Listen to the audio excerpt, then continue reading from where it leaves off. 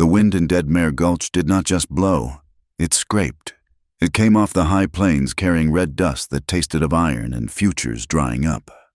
It was late autumn, the kind that forgot Indian summer and went straight for the bone. The year was 1881, or perhaps 1882. Time blurred out here, measured less by calendars and more by the depth of the mud or the thickness of the dust. Dead Mare Gulch was not so much a town as a scar waiting to happen. It huddled in a crease of the black hills, raw lumber and canvas tents glaring white against the dark pines. The railroad was coming, or so the broadsheets promised. For now, the town lived on the clink of glasses in the rusty Spur saloon, the ring of the blacksmith's hammer at the livery, and the nervous energy radiating from the small United States Army post on the rise. Further out, tucked in the valley where the creek still held a trickle of water, was the camp of Luta's people, the Lakota. They watched the town, and the town watched them, and the air between them was tight as a new cinch. Evelyn Hart stepped down from the stagecoach, her boots landing in dust so fine it felt like sifted flour. She held her valise in one hand and her hat in the other, refusing to let the wind take it. Her back ached from 3 days and 3 nights of rattling over ruts that might one day be a road. The air was thin, and the sunlight felt sharp, lacking the gentle filter of humidity she had known her whole life. She was 24 years old, though some days she felt closer to 40. The East had tried to shape her into something soft and quiet, a parlor ornament, but her father, before he passed, had taught her chemistry and mechanics, passions he shared with her in the privacy of his study. He had loved the new science of photography.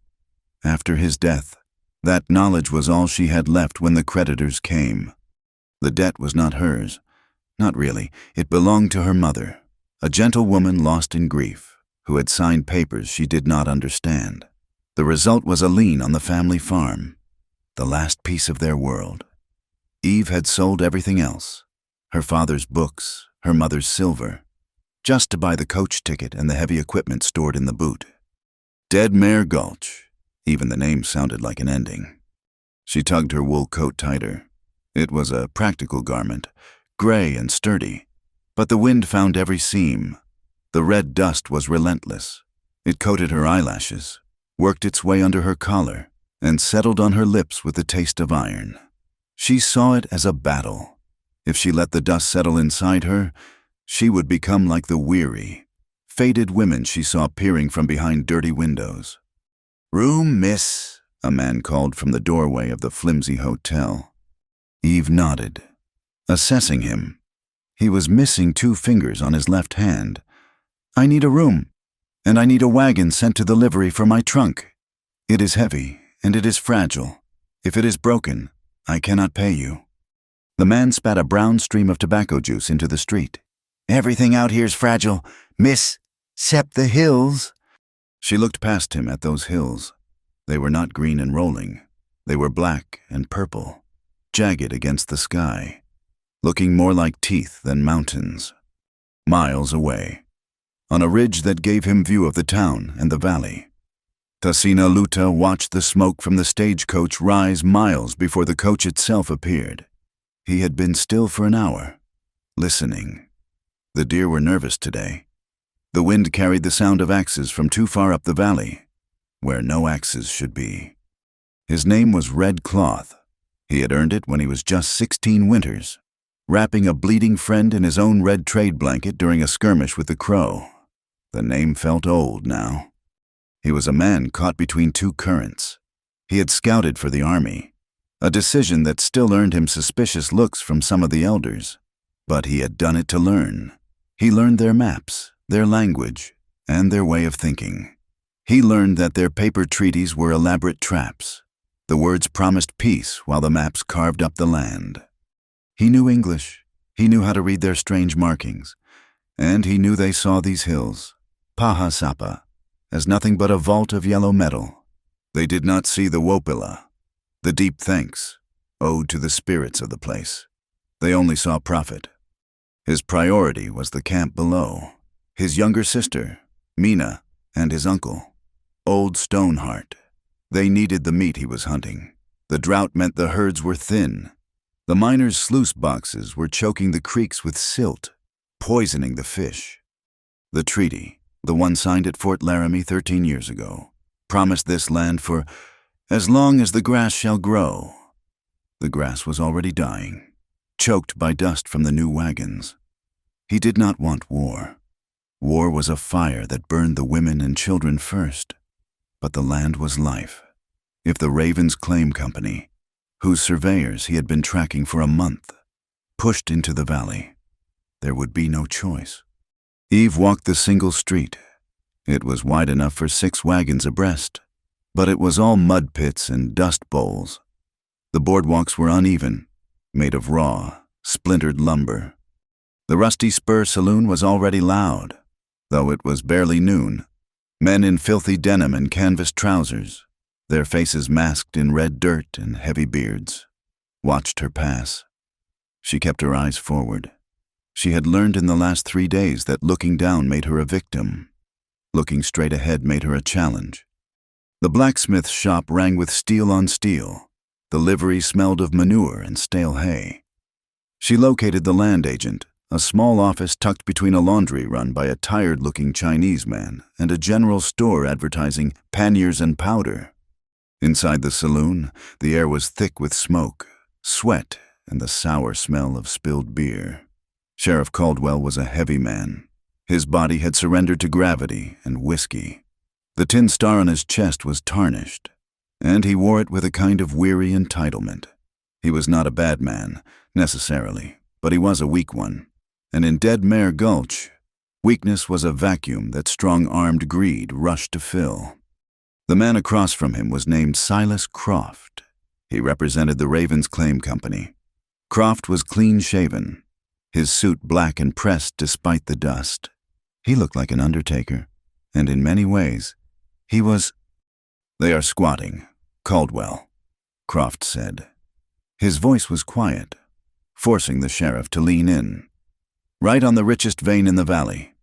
We have the survey, and we have the claim papers filed in the territorial capital. It is treaty land, Silas." Caldwell mumbled, looking at his glass, not at the man. "The army post up on the rise. They will not move him just 'cause you say so. That major, he is a stickler for the paper." "The army post will move," Croft corrected him, sliding a small, heavy pouch across the table. "If there is an incident, a little trouble, a stray cow shot, a freight wagon burned." Caldwell's eyes flicked to the pouch. "Gold." "The kind of trouble," Croft continued, "that proves they are a danger to the good citizens of this town.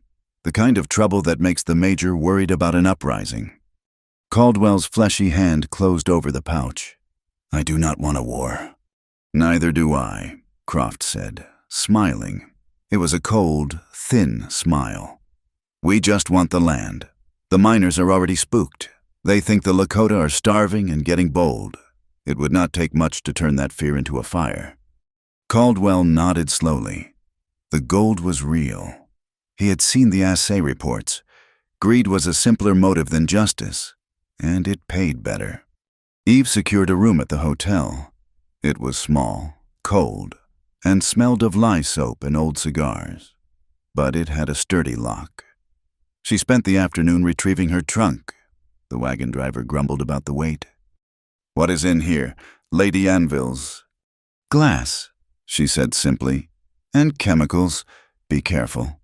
She set up her equipment by the single window, the box camera, a dark mahogany thing with brass fittings, her tripod, her developing tank. She checked every bottle, her silver nitrate, the collodion, the varnish.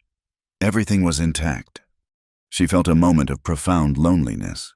She was 1,000 miles from anything she recognized. Her freedom was a cage of her own making, built of her skill and her anonymity. She intended to keep both. She needed money. She needed it faster than a studio might provide. She had heard the surveyors for the Ravens Claim Company were paying well for photographs of the terrain, documenting the land before they tore it apart. It felt like a betrayal of her father's memory. using his art to help men who would destroy the very thing she photographed. But the deed for her mother's farm had a deadline. It was 30 days away. That evening, she took the camera out. If she was to sell images to the mining company, she needed samples. The sun was setting. The light in the Black Hills was unlike anything she had ever seen. It was not soft, it was dramatic, turning the red dust into a haze of liquid gold and the sky into a bruised purple and orange. A group of prospectors, returning from their claims, walked down the center of the street. They were loud, their voices rough, carrying picks and shovels. They were the perfect image of the West hope and desperation carved by shadow. Eve set her tripod on the boardwalk, ignoring the stares. She worked quickly, her movements practiced and economical. She vanished under the black focusing cloth. The world flipped upside down on the ground glass, sharp and clear. The men were walking into the light. She was adjusting the focus, her hand on the lens cap, ready to time the exposure. 8 seconds. She would have to ask them to hold still. But something in the composition changed. A movement on the edge of the frame. She emerged, squinting against the last light. On the ridge to the south, the one Thasina Luta had occupied that morning. He sat astride his pony. He was perhaps half a mile distant, a stark silhouette against the dying sky. He was too far for her to see his features, too far for her slow camera plates to capture anything but a smudge. But she did not need to see his face. He was perfectly still, watching the prospectors, watching the town. He was not part of the chaos. He was a witness to it. He was the land itself looking back. Eve's breath caught in her throat. He was the real picture. Her hands moved to readjust the heavy camera, a hopeless gesture. He was too far. The light was almost gone. As if he felt her gaze, he turned his head, even from that distance, across the dusty, darkening expanse.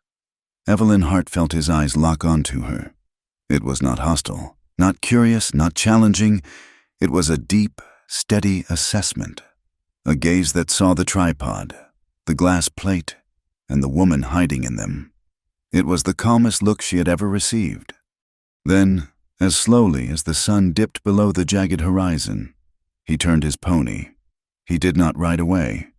He simply melted back into the dark pines, vanishing as if he had been part of the shadow all along.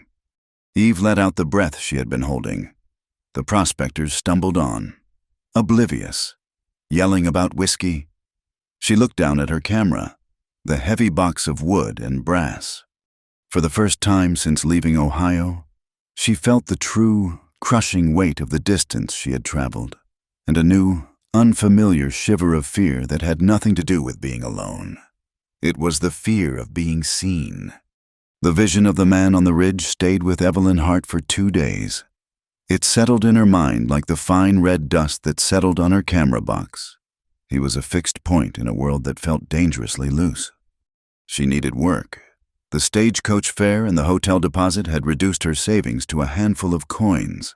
She had $28 and some change left. It was not enough to last the week, let alone buy back a farm 30 days hence. She spent the first day cleaning her glass plates and organizing her chemicals. The small hotel room felt like a cell, but it was her cell.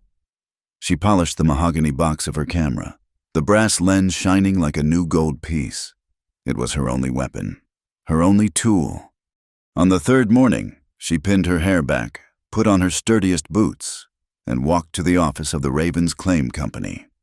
The office was the only building in Dead Mare Gulch made of new brick, a stark, ugly rectangle of red amongst the graying lumber.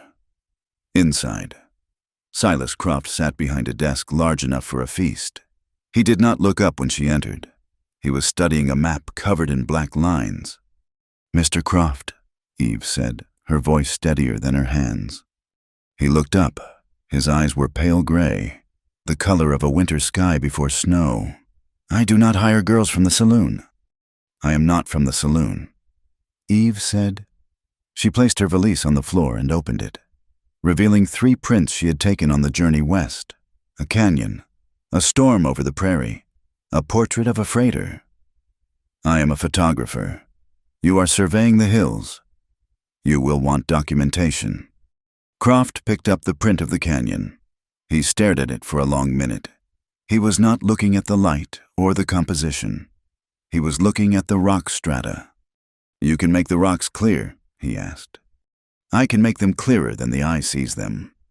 I need photographs of the valley, he said, tapping the map. Specifically, the area around the old assay furnace, the gulch. I want the formations, the outcrops, everything. He named a price, $50 for 10 good plates. It was more money than she had ever seen in one place. I can do it, she said. Good. I want them by tomorrow. He turned back to his map, dismissing her. Eve spent the next hour dragging her equipment toward the gulch. It was a deep, ugly cut in the earth northwest of the town, where a failed prospector had built a crude stone furnace years ago. The company used it now for testing samples. A plume of greasy, black smoke rose from its chimney, tainting the air with sulfur. It was the antithetical image of the clear, white smoke she had seen rising from the Lakota camp. She found a level spot that gave her a wide view of the rock faces Croft wanted. It was back-breaking work. She set up her tripod. She wrestled her dark tent, a heavy canvas hood, into place.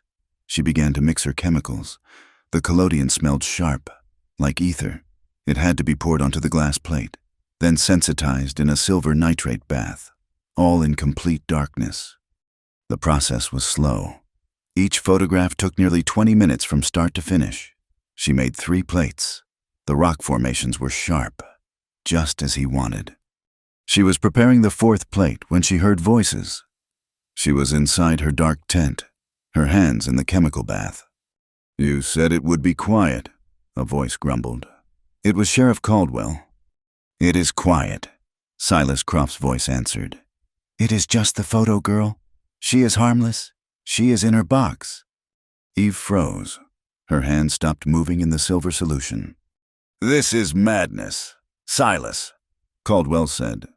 His voice was thick with whiskey and fear. Coming out here. It is logical. No one is here but her, and she is working for me. Now, the papers. Did you get the judge in Cheyenne to sign them? He signed them, Caldwell said. But it is a forgery. The transfer. It claims the Lakota Council agreed to trade the Valley Springs for rifles and blankets. It is dated last year. It is a legal document, Croft said, his voice cold.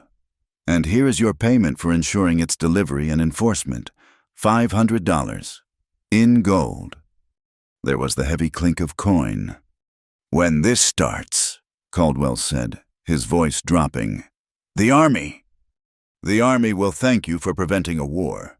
This paper says the land is ours. When we move in, they are the trespassers. The Army will remove them. It is clean. Eve's heart was hammering against her ribs so hard she thought the tripod would shake. Now, Croft said. The other matter. The regulators. They arrive on the weekly freight, 10 of them. They will be on my payroll, but they will follow your orders. Sheriff, if the Lakota do not leave peacefully, the regulators will encourage them. Mercenaries, Caldwell spat. Pioneers, Croft corrected. Now, I will take those papers. You take your gold, and I will go see my photographer. Eve heard their footsteps move away. She stayed in the dark tent, her lungs burning. She could not breathe. She had to finish the plate. Her hands were shaking. She pulled the plate from the bath, slipped it into the holder. She emerged, blinking, into the sulphurous air.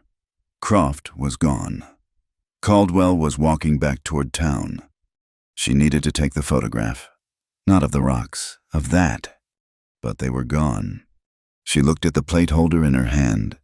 It was a fresh plate, wet, sensitized, ready for an image. She had wasted it. Then she saw it, on a barrel near the furnace, where they had been standing. They had left the inkwell and the pen, and next to it, Caldwell had forgotten his heavy leather gloves.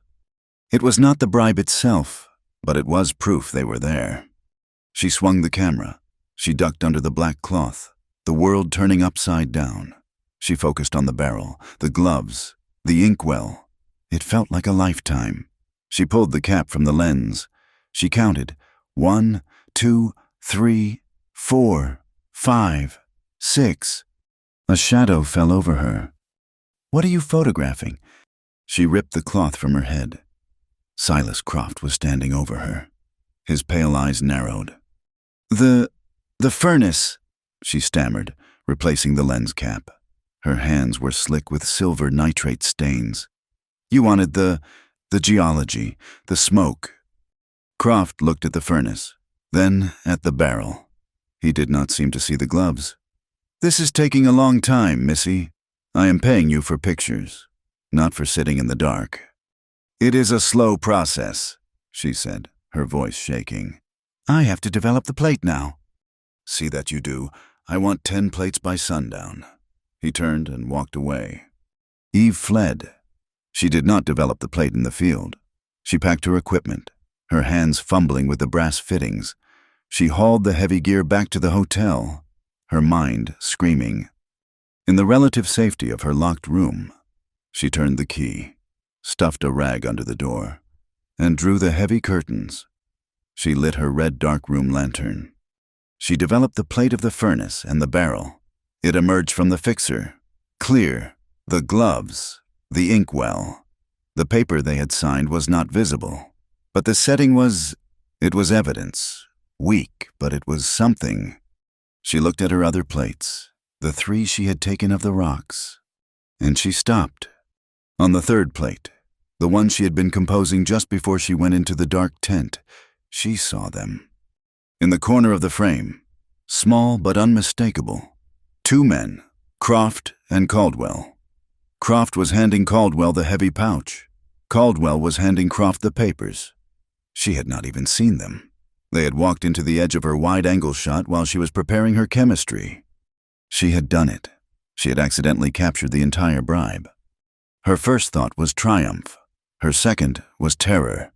This plate could get her killed. She hid the glass negative under the loose floorboard beneath her bed. She spent the next day trying to be normal. She still needed money. She took the 3 plates of the rocks, the ones without men in them, to Croft. He paid her the $50. The gold coins felt heavy, dirty. She used $5 to buy supplies and set up a small stall at the edge of the street. It was Saturday, the day the ranchers and miners came to town. A makeshift market had sprung up. She put up a sign, "Portraits, 25 cents, proof of your existence." She photographed a miner who wanted to send a picture to his mother in Illinois. She photographed a shopkeeper and his sour-faced wife. She photographed 3 bored soldiers from the army post. She made $6.50. It was slow work, and she heard the talk. Crocker's freight wagon was burned, one man said, spitting tobacco. "Indians." "Heard Croft is hiring," said another. "Regulators. Time someone cleaned out that valley."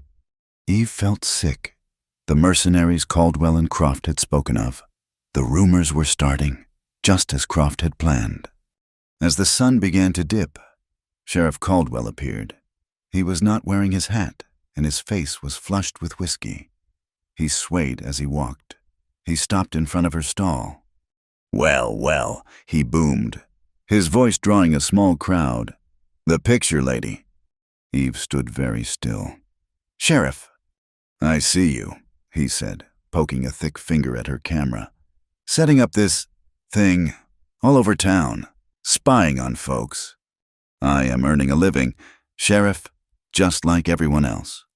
"It ain't decent," he slurred, "taking a person's soul with a glass eye. It is against public morals. I think I ought to confiscate this, for evidence." He reached for her camera. Eve slapped his hand away. It was pure instinct. The sound was sharp in the cold air. The crowd gasped. Caldwell's face turned purple. "Why, you—" He raised his hand to strike her. "She is conducting business." The voice was low, calm, and came from behind her. Eve turned. Tassina Luta stood there. He was not in buckskins. He wore canvas trousers and a flannel shirt, like any other man in the gulch, but no one would mistake him for anyone else. His black hair was braided, and his eyes were fixed on the sheriff. Caldwell lowered his hand. He looked from Eve to Red Cloth, and his drunken rage seemed to flicker, replaced by a cold, nervous caution. "This ain't your affair, Red Cloth," Caldwell said. "This is the street," Tasina Luta said. His English was perfect, unaccented. "She is in the street. You are drunk, Sheriff." Caldwell looked at the faces in the crowd. They were watching. He was the law, but Red Cloth was something else, something older, and the soldiers Eve had photographed were watching from the saloon steps. This was too public. "You watch yourself, Missy." Caldwell snarled at Eve, backing away. "This town has rules." He jammed his hat on his head and stomped toward the rusty spur. The crowd dissolved. Eve turned to Tasina Luta. Her heart was still pounding. "Thank you." He nodded once. He looked at her camera. "He is afraid of what you see," he said. It was the same thing she had thought. "You were at the Furnace Gulch yesterday," he stated. It was not a question. Yes, I was working for Mr. Croft." "He saw you," Tasina Luta said. "He knows I watch the town." "Who?" "I did. I saw you. You were there when he met the sheriff." Eve's blood ran cold. "You saw them." "I saw them meet. I did not hear their words, but I know their purpose." He looked toward the valley, where the sun was setting. "They want the water, the springs in the valley. They go there at night. The surveyors, they hammer iron spikes into the earth. They poison the water with their tests." He looked back at her. His gaze was intense, the same gaze she had seen from the ridge. "Do not go there," he said. "It is a sacred place. It is Wakang, and it is dangerous. They will not ask questions if they find you there. They will shoot." He held her gaze for a moment longer, then turned and walked away, vanishing into the flow of miners and ranchers. Eve packed her things, her hands shaking for a different reason now. He had warned her. He had also confirmed her fears. She hurried back to her room and barred the door. She pulled the glass negative from beneath the floorboard. She held it up to the lantern. "Croft, Caldwell, the papers, the gold." She thought of her mother's farm. She thought of the $50 in her purse. She could take that money, take the stagecoach east in the morning, and be safe. She could probably buy back the farm with what she had, plus the sale of her camera. She looked at the image again. They want the water. She thought of the rumors, the burned wagon, the mercenaries. She made her decision. She was not leaving. She could not. She packed a small satchel, her flask, a heel of bread, and her smallest, lightest camera. She would not investigate. She would document. That night, Tasina Luta sat by the council fire. The air was cold, but the fire was warm. The pipe was passed. His uncle, Stoneheart, spoke. He was an old man, his face a map of wisdom and sorrow. "The black smoke from the town chokes the sky," Stoneheart said. "The white smoke from our pipe tries to heal it, but the air is growing thin." He looked at his nephew. "You have watched them. You know their tongue. The soldiers will not help us. The man with the star is bought. They plan to take the springs." "They do," Tasina Luta said. "They have hired new guns. They will arrive in 2 days. They are building a fire of false stories to burn us." Stoneheart nodded. "You must go to the springs. You must watch. Do not let them desecrate the water. Do not be seen. Do not start the war, but protect our life. This is your task." Tasina Luta accepted the pipe. He smoked. He looked at the thin, white, sacred smoke rising into the night sky, toward the stars. He knew that miles away. The black, greasy smoke of the assay furnace was rising to meet it. He stood up. "I will go." Miles away, in a cold hotel room, Evelyn Hart strapped her camera case over her shoulder and slipped out the back window into the alley. She, too, was heading for the springs. The moon was a sliver of bone, offering just enough light to make the shadows deeper. Evelyn Hart moved through the cold, her breath pluming in front of her face. She kept to the gullies, avoiding the skyline. Her camera, her smallest one, was heavy in its satchel, bumping awkwardly against her hip. Her boots, sturdy as they were, felt thin against the sharp stones. She had left her main equipment, her dark tent, her boxes of glass plates, her jars of chemicals, hidden beneath the sagging canvas of her market stall. She had taken only the essentials, and the one terrible, powerful plate of the bribe, which was wrapped in velvet and tucked inside her chemise, cold against her skin. She was following the sounds, the rumble of a heavy wagon, the low curse of a driver, the jingle of harness. The Ravens Claim Company was moving at night. Thasina Luta had warned her not to come, but the warning was also a map. They go there at night. They hammer iron spikes. She had to see. A photograph of the bribe was one thing. A photograph of the desecration of the springs was another. It was the second part of the story. After an hour, she smelled the sulfur. It was fainter than the furnace smoke, but it was there, a sour note on the clean, pine-scented air. She crested a low rise and saw them. The springs were in a shallow bowl of land, sheltered by cottonwoods. In the moonlight, the water steamed. It was a place of quiet, a pocket of life in the dry hills. Or it had been.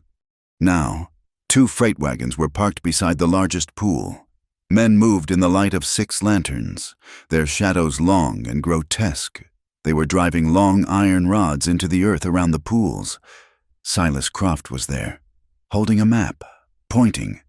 She saw the glint of rifles on the men guarding the perimeter. This was not surveying. This was possession. Eve crept closer, her heart a cold knot in her chest. She found a cluster of boulders, perhaps 50 yards from them. It was a perfect vantage point. She needed to be closer, but this was all the cover she had.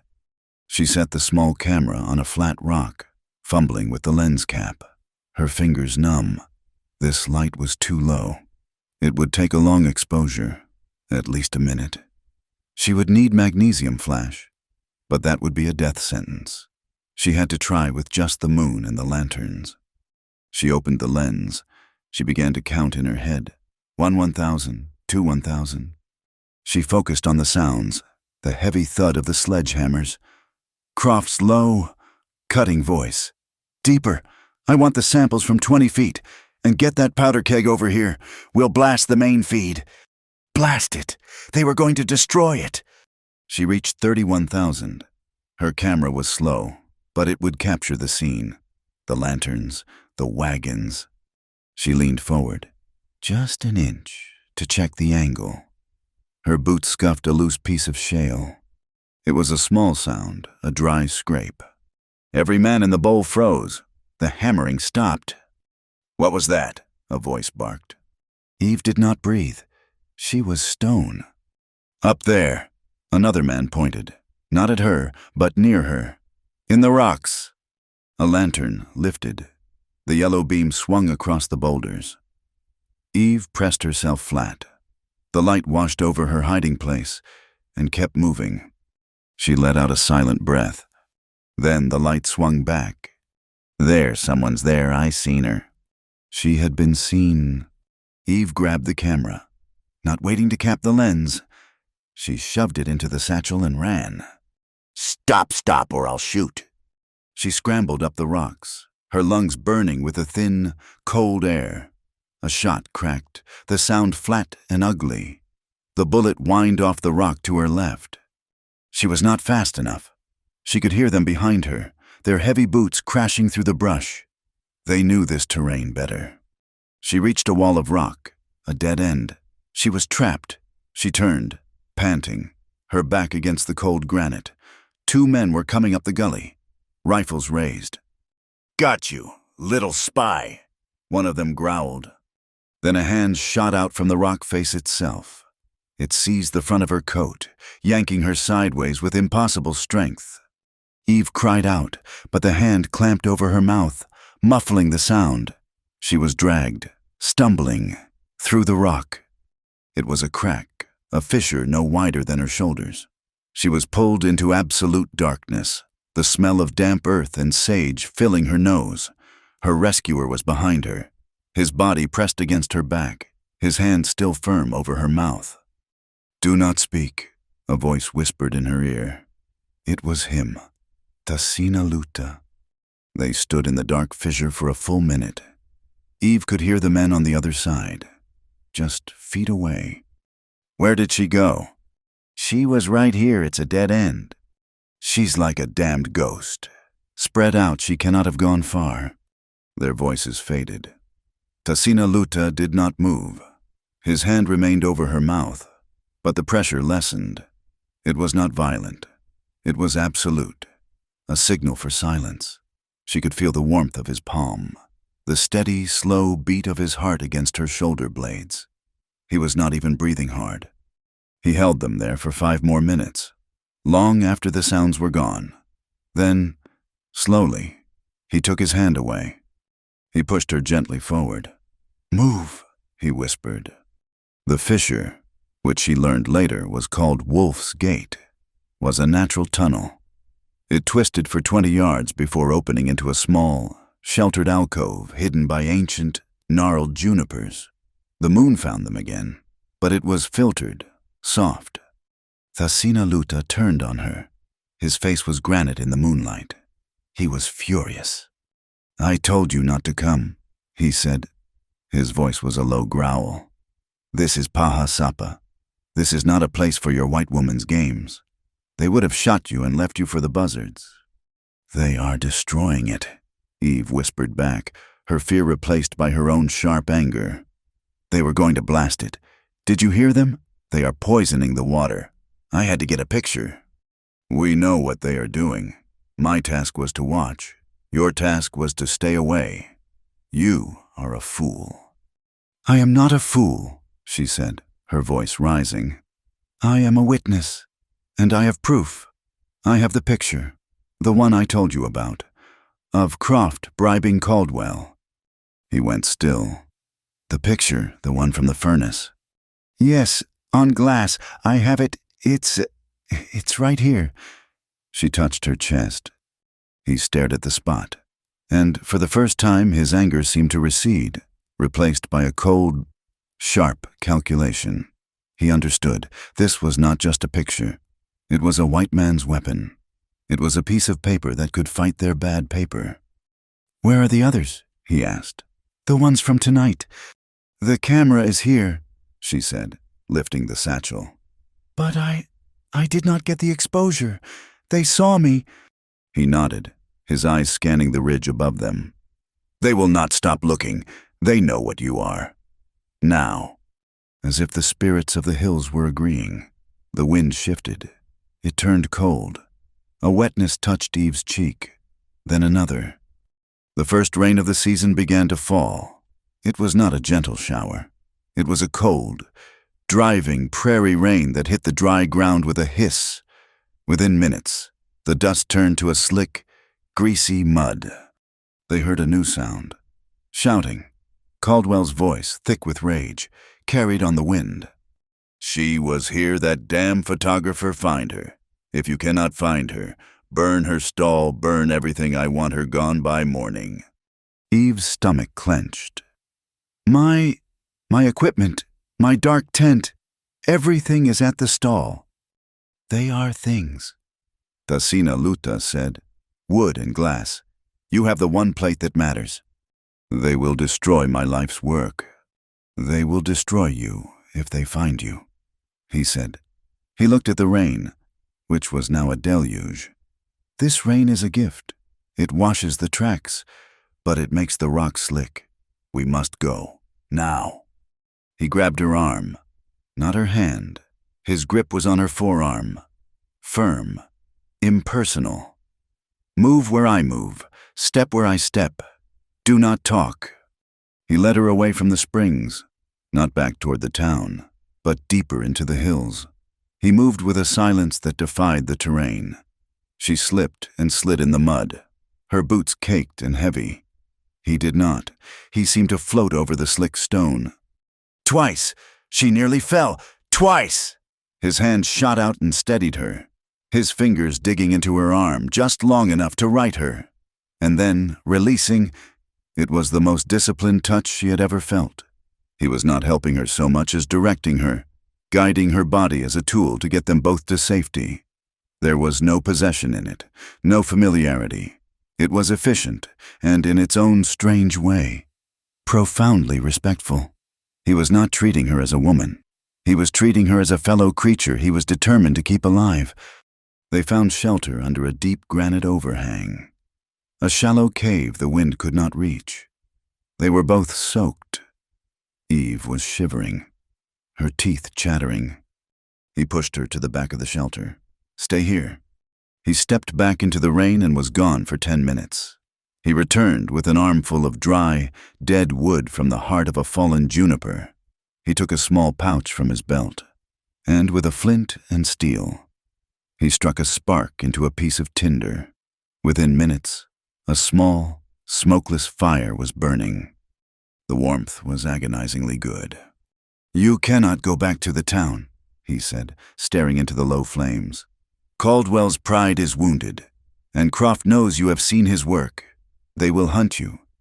"My plate," she said, her hand on her chest. "The one of the bribe. It is all I have.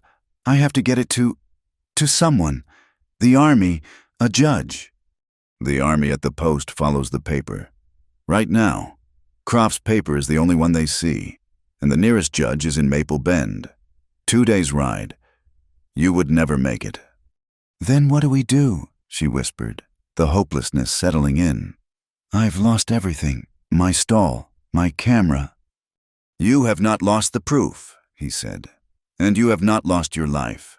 This is a better trade than many get in these hills." He looked at her, his eyes unreadable in the firelight. "We have a common goal. You want to show their lies. I want to protect the water. Your proof is a weapon I cannot make. I have a path you cannot see. We can use this together." Eve looked at him. The man from the ridge. The man who had faced down the sheriff for her. The man who had just saved her life. He was asking her to trust him.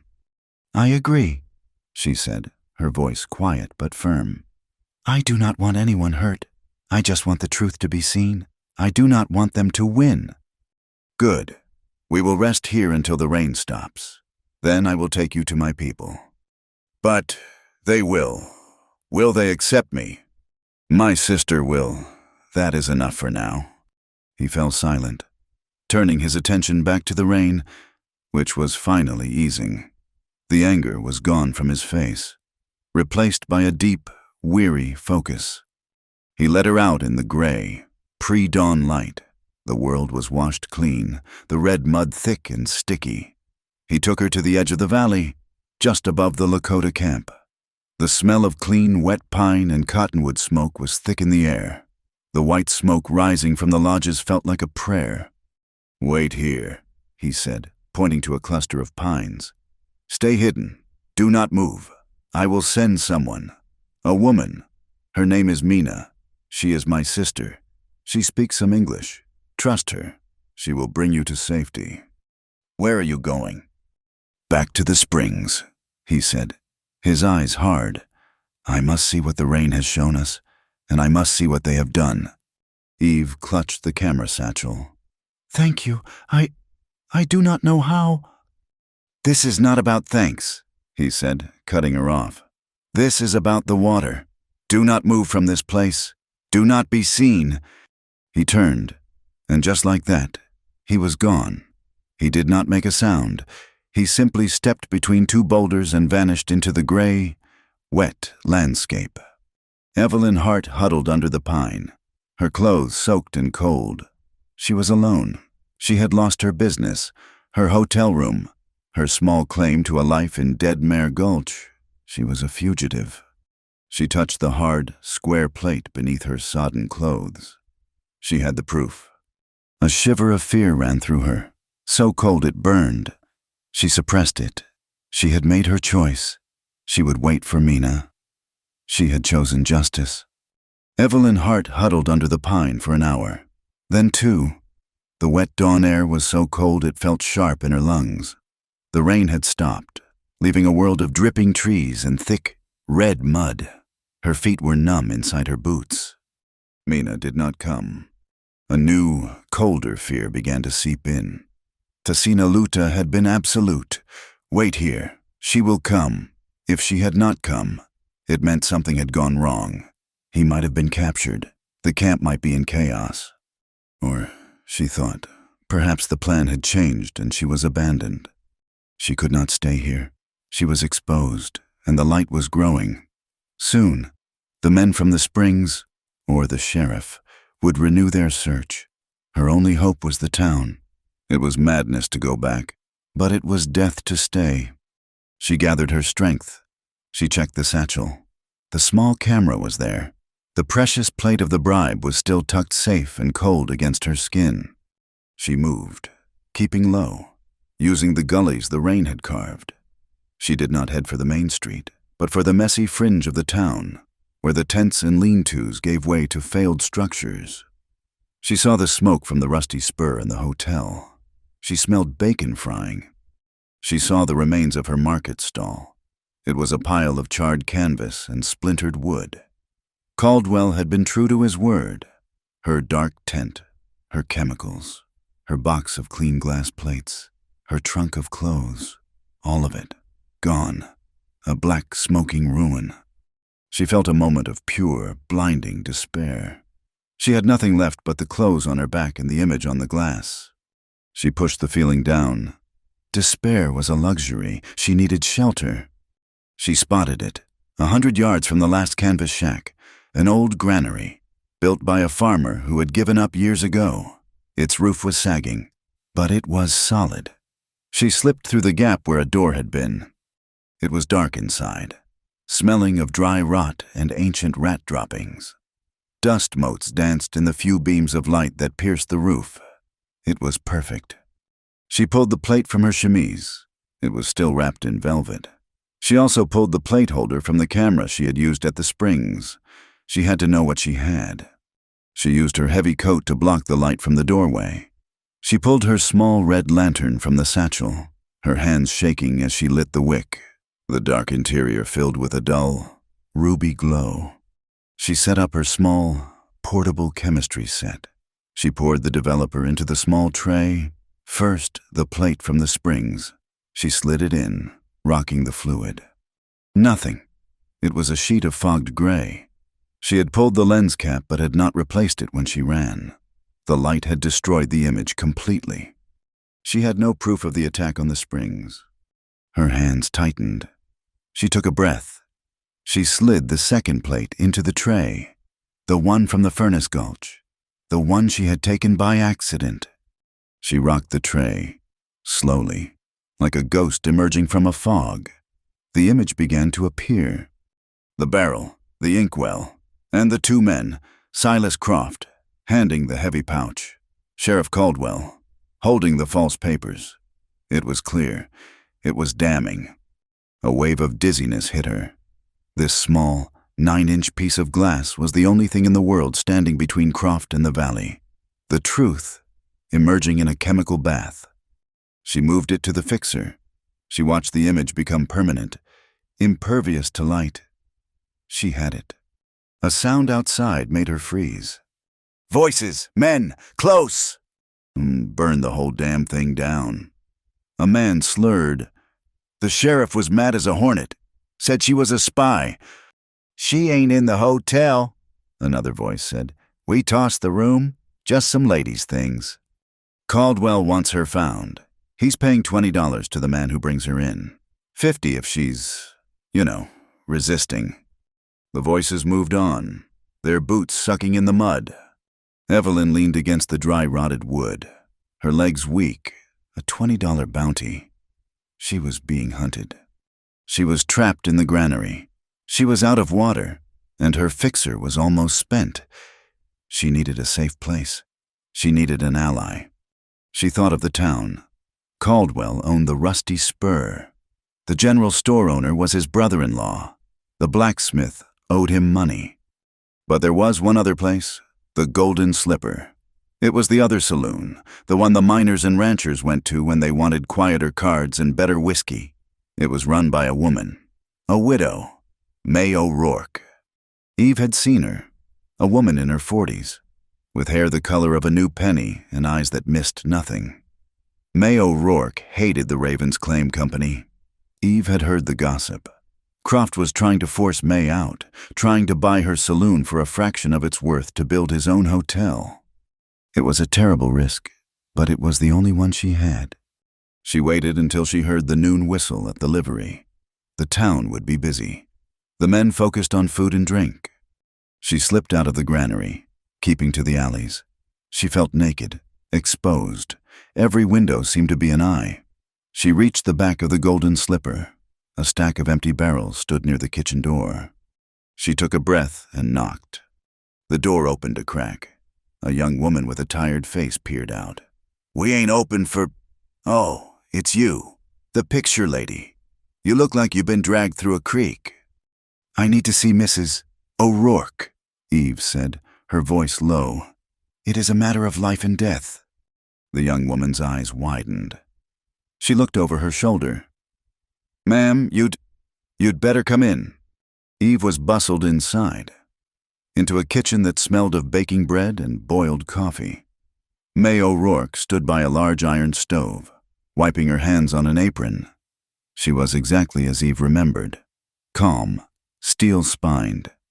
"You are the girl Caldwell is turning the town upside down for," May said. It was not a question. "He says you are a spy for the Lakota." "I am not," Eve said. "I am a photographer, and I have something that belongs to you. Or rather, something that proves what Silas Croft is." May's eyes narrowed. "That is a bold claim. Girl, what is it?" Eve opened her satchel. She pulled out the glass plate. She held it up to the kitchen light. May O'Rourke looked at the image. Her face, which had been hard, went completely pale. She stared at it for a full minute, her eyes tracing the figures of Croft and Caldwell. The pouch, the papers. "Sweet Mary," May whispered. "You caught the devil in his own church. I knew it. I knew that snake Caldwell was on Croft's payroll. He burned my stall, my equipment. He has a bounty on my head." $20, I heard, May said. She looked at Eve, a new respect in her eyes. "You have more sand than any 10 men in this gulch. I'll give you that." "I need a place to hide," Eve said, "and I need chemicals. I need to make a print of this." May nodded, her mind working fast. "You cannot stay up here. My girls are good, but they talk, and Caldwell's men drift in and out." She pointed to a heavy trap door in the floor. "The root cellar. It is dry, and it is deep. No one goes down there but me. You'll be safe." She opened the door, revealing dark steps. "Go on, I'll bring you blankets, coffee, and whatever I can find for your chemistry. You, my girl, are the best investment this saloon ever made." Eve descended into the cool darkness, the smell of damp earth and potatoes filling her nose. The door shut above her, plunging her into blackness. She was safe for now. Miles away, Tasina Luta stood at the springs. The scene was worse than he had feared. The rain had washed away the men, but not their work. They had used the dynamite. The main pool, the one his people called the Heart, was shattered. Black powder had stained the rocks, and the water that bubbled up was no longer clear. It was choked with mud. But that was not the worst of it. They had dug a deep, raw ditch, a diversion. The water from the Heart, what was left of it, was being channeled away from the valley, away from the creek his people and the ranchers depended on. It was being sent 2 miles west, toward Croft's new sluicing operation. They were not just poisoning the water, they were stealing it. The entire ecosystem, the deer, the rabbits, the cottonwoods, the people, would be dead in a month. He returned to his camp. The mood was black. His sister, Mina, ran to him. "You are safe. I could not go to the white woman. The scouts, they saw riders." "It is all right," he said. "She is gone from there." "They are saying she is a spy," Mina said, her voice small. "They have put up papers in the town. They say we burned the freight wagon. They say we are stealing horses." The young men of the camp were gathered. One of them, Eagle Killer, was holding one of the flyers. He was strong, brave, and his heart was hot. "It is a lie," Eagle Killer shouted, throwing the paper into the fire. "They lie, and they blast our sacred water, and you ask us to wait. You ask us to trust a white woman." "I ask you to be smart," Tassina Luta said, his voice cutting through the anger. "This is what Croft wants. He wants us to ride. He wants us to put on the paint. Then he can call the soldiers. He can tell them we have broken the treaty. He wins." "He wins anyway," Eagle Killer retorted. "Our water's gone." "No," Tassina Luta said. "We will fight, but not with rifles. Not yet. We will fight with his own weapon. This white woman, she has proof. She has an image that shows the sheriff taking gold from Croft." The council was silent. "A picture?" Stoneheart asked, his old eyes sharp. "A picture," Tassina Luta confirmed. "A piece of their paper magic that shows the truth. If we use that, we can stop the soldiers before they are even called. We can show their lies. But I must find her. And we must get more proof. We must show what they did to the water." In the cellar, May brought Eve a plate of stew and a small lantern. "You need to know what's happening," May said. "Croft's regulators are here. 10 of them. They are staying at the Rusty Spur, drinking on Croft's coin, and they brought their own supplies." "What supplies?" Eve asked. "Dynamite. A whole wagon of it. They got it stored in the Raven's Claim warehouse by the tracks. My barman heard them bragging. It's all marked for the railroad. But we both know that's a lie. Using railroad dynamite for a private mine, that's a federal crime." Eve stopped eating. The bribe, the stolen water, and now, stolen dynamite. "I have to photograph it," Eve said. May looked at her as if she were insane. "Girl, you are in a cellar with a bounty on your head. You are not going anywhere." "I have to," Eve insisted. "The plate I have shows the bribe. It does not show the stolen water. It does not show the dynamite. I need the whole story. I have to get into that warehouse." May O'Rourke stared at her for a long time. The woman's determination was a physical thing, hard and bright as her brass lens. May sighed. She left and returned a minute later. She was carrying an old, dusty carbine, a Winchester, model of '66. "I do not suppose you know how to use one of these," May said.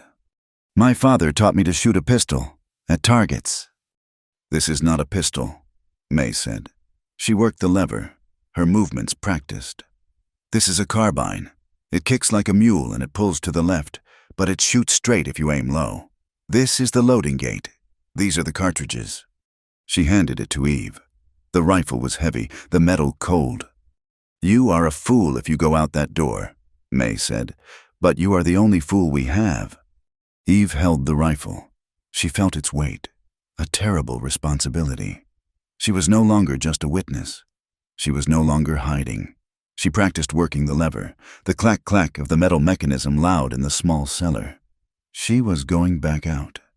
Evelyn Hart spent 2 days in the root cellar. It was a cold, damp, potato-scented darkness, broken only by the thin beam of her red lantern. She had made a single print from the glass negative, a positive image on paper, using the chemicals May O'Rourke had managed to find. It was not a good print. It was blotchy, the contrast weak, but it was legible.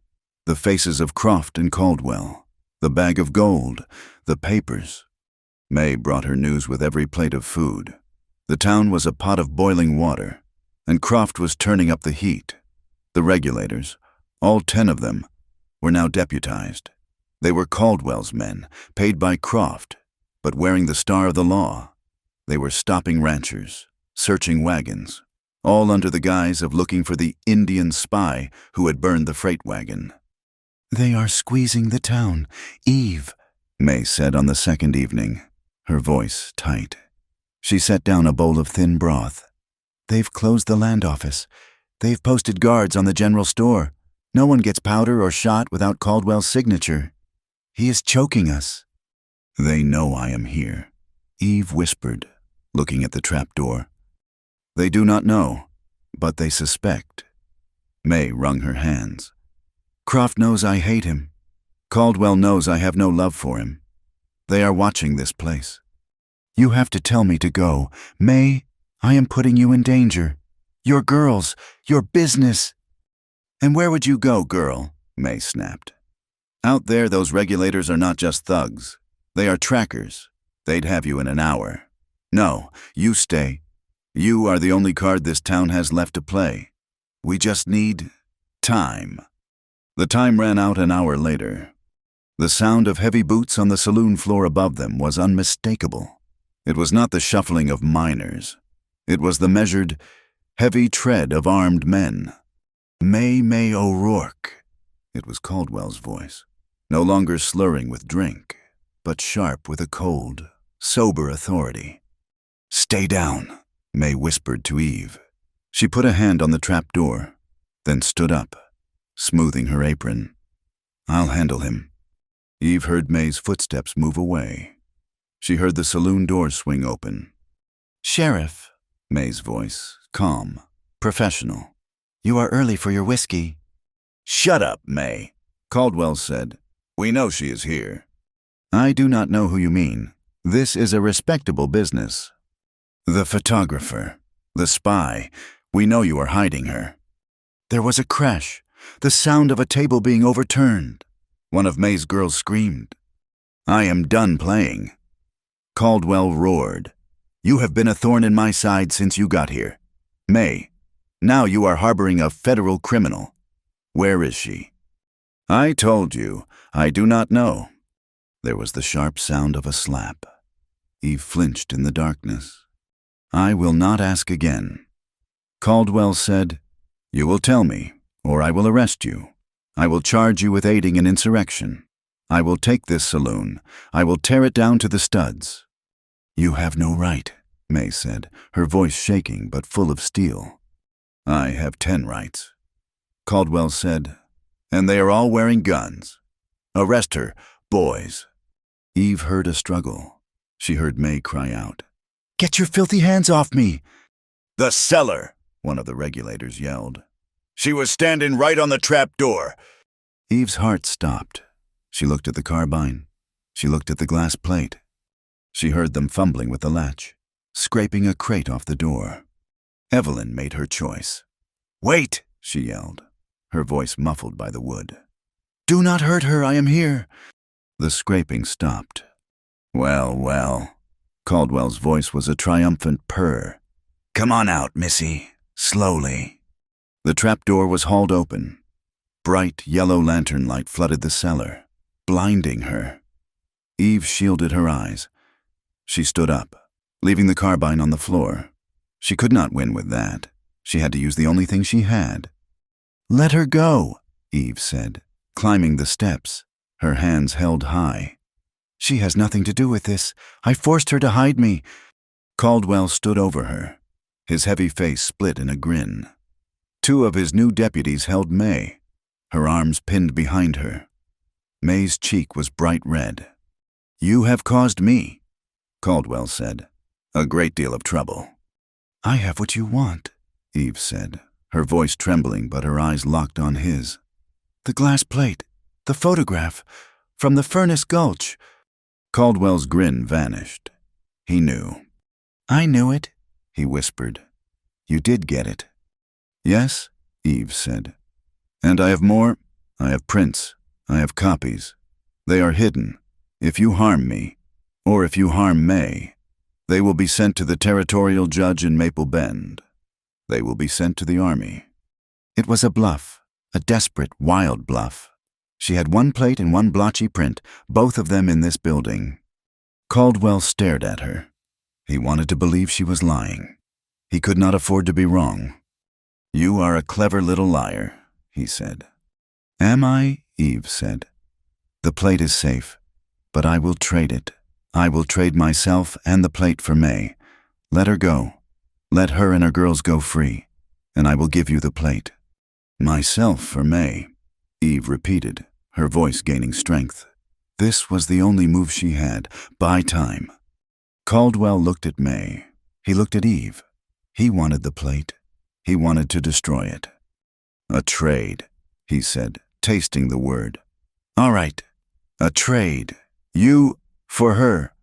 We'll take you to the jail.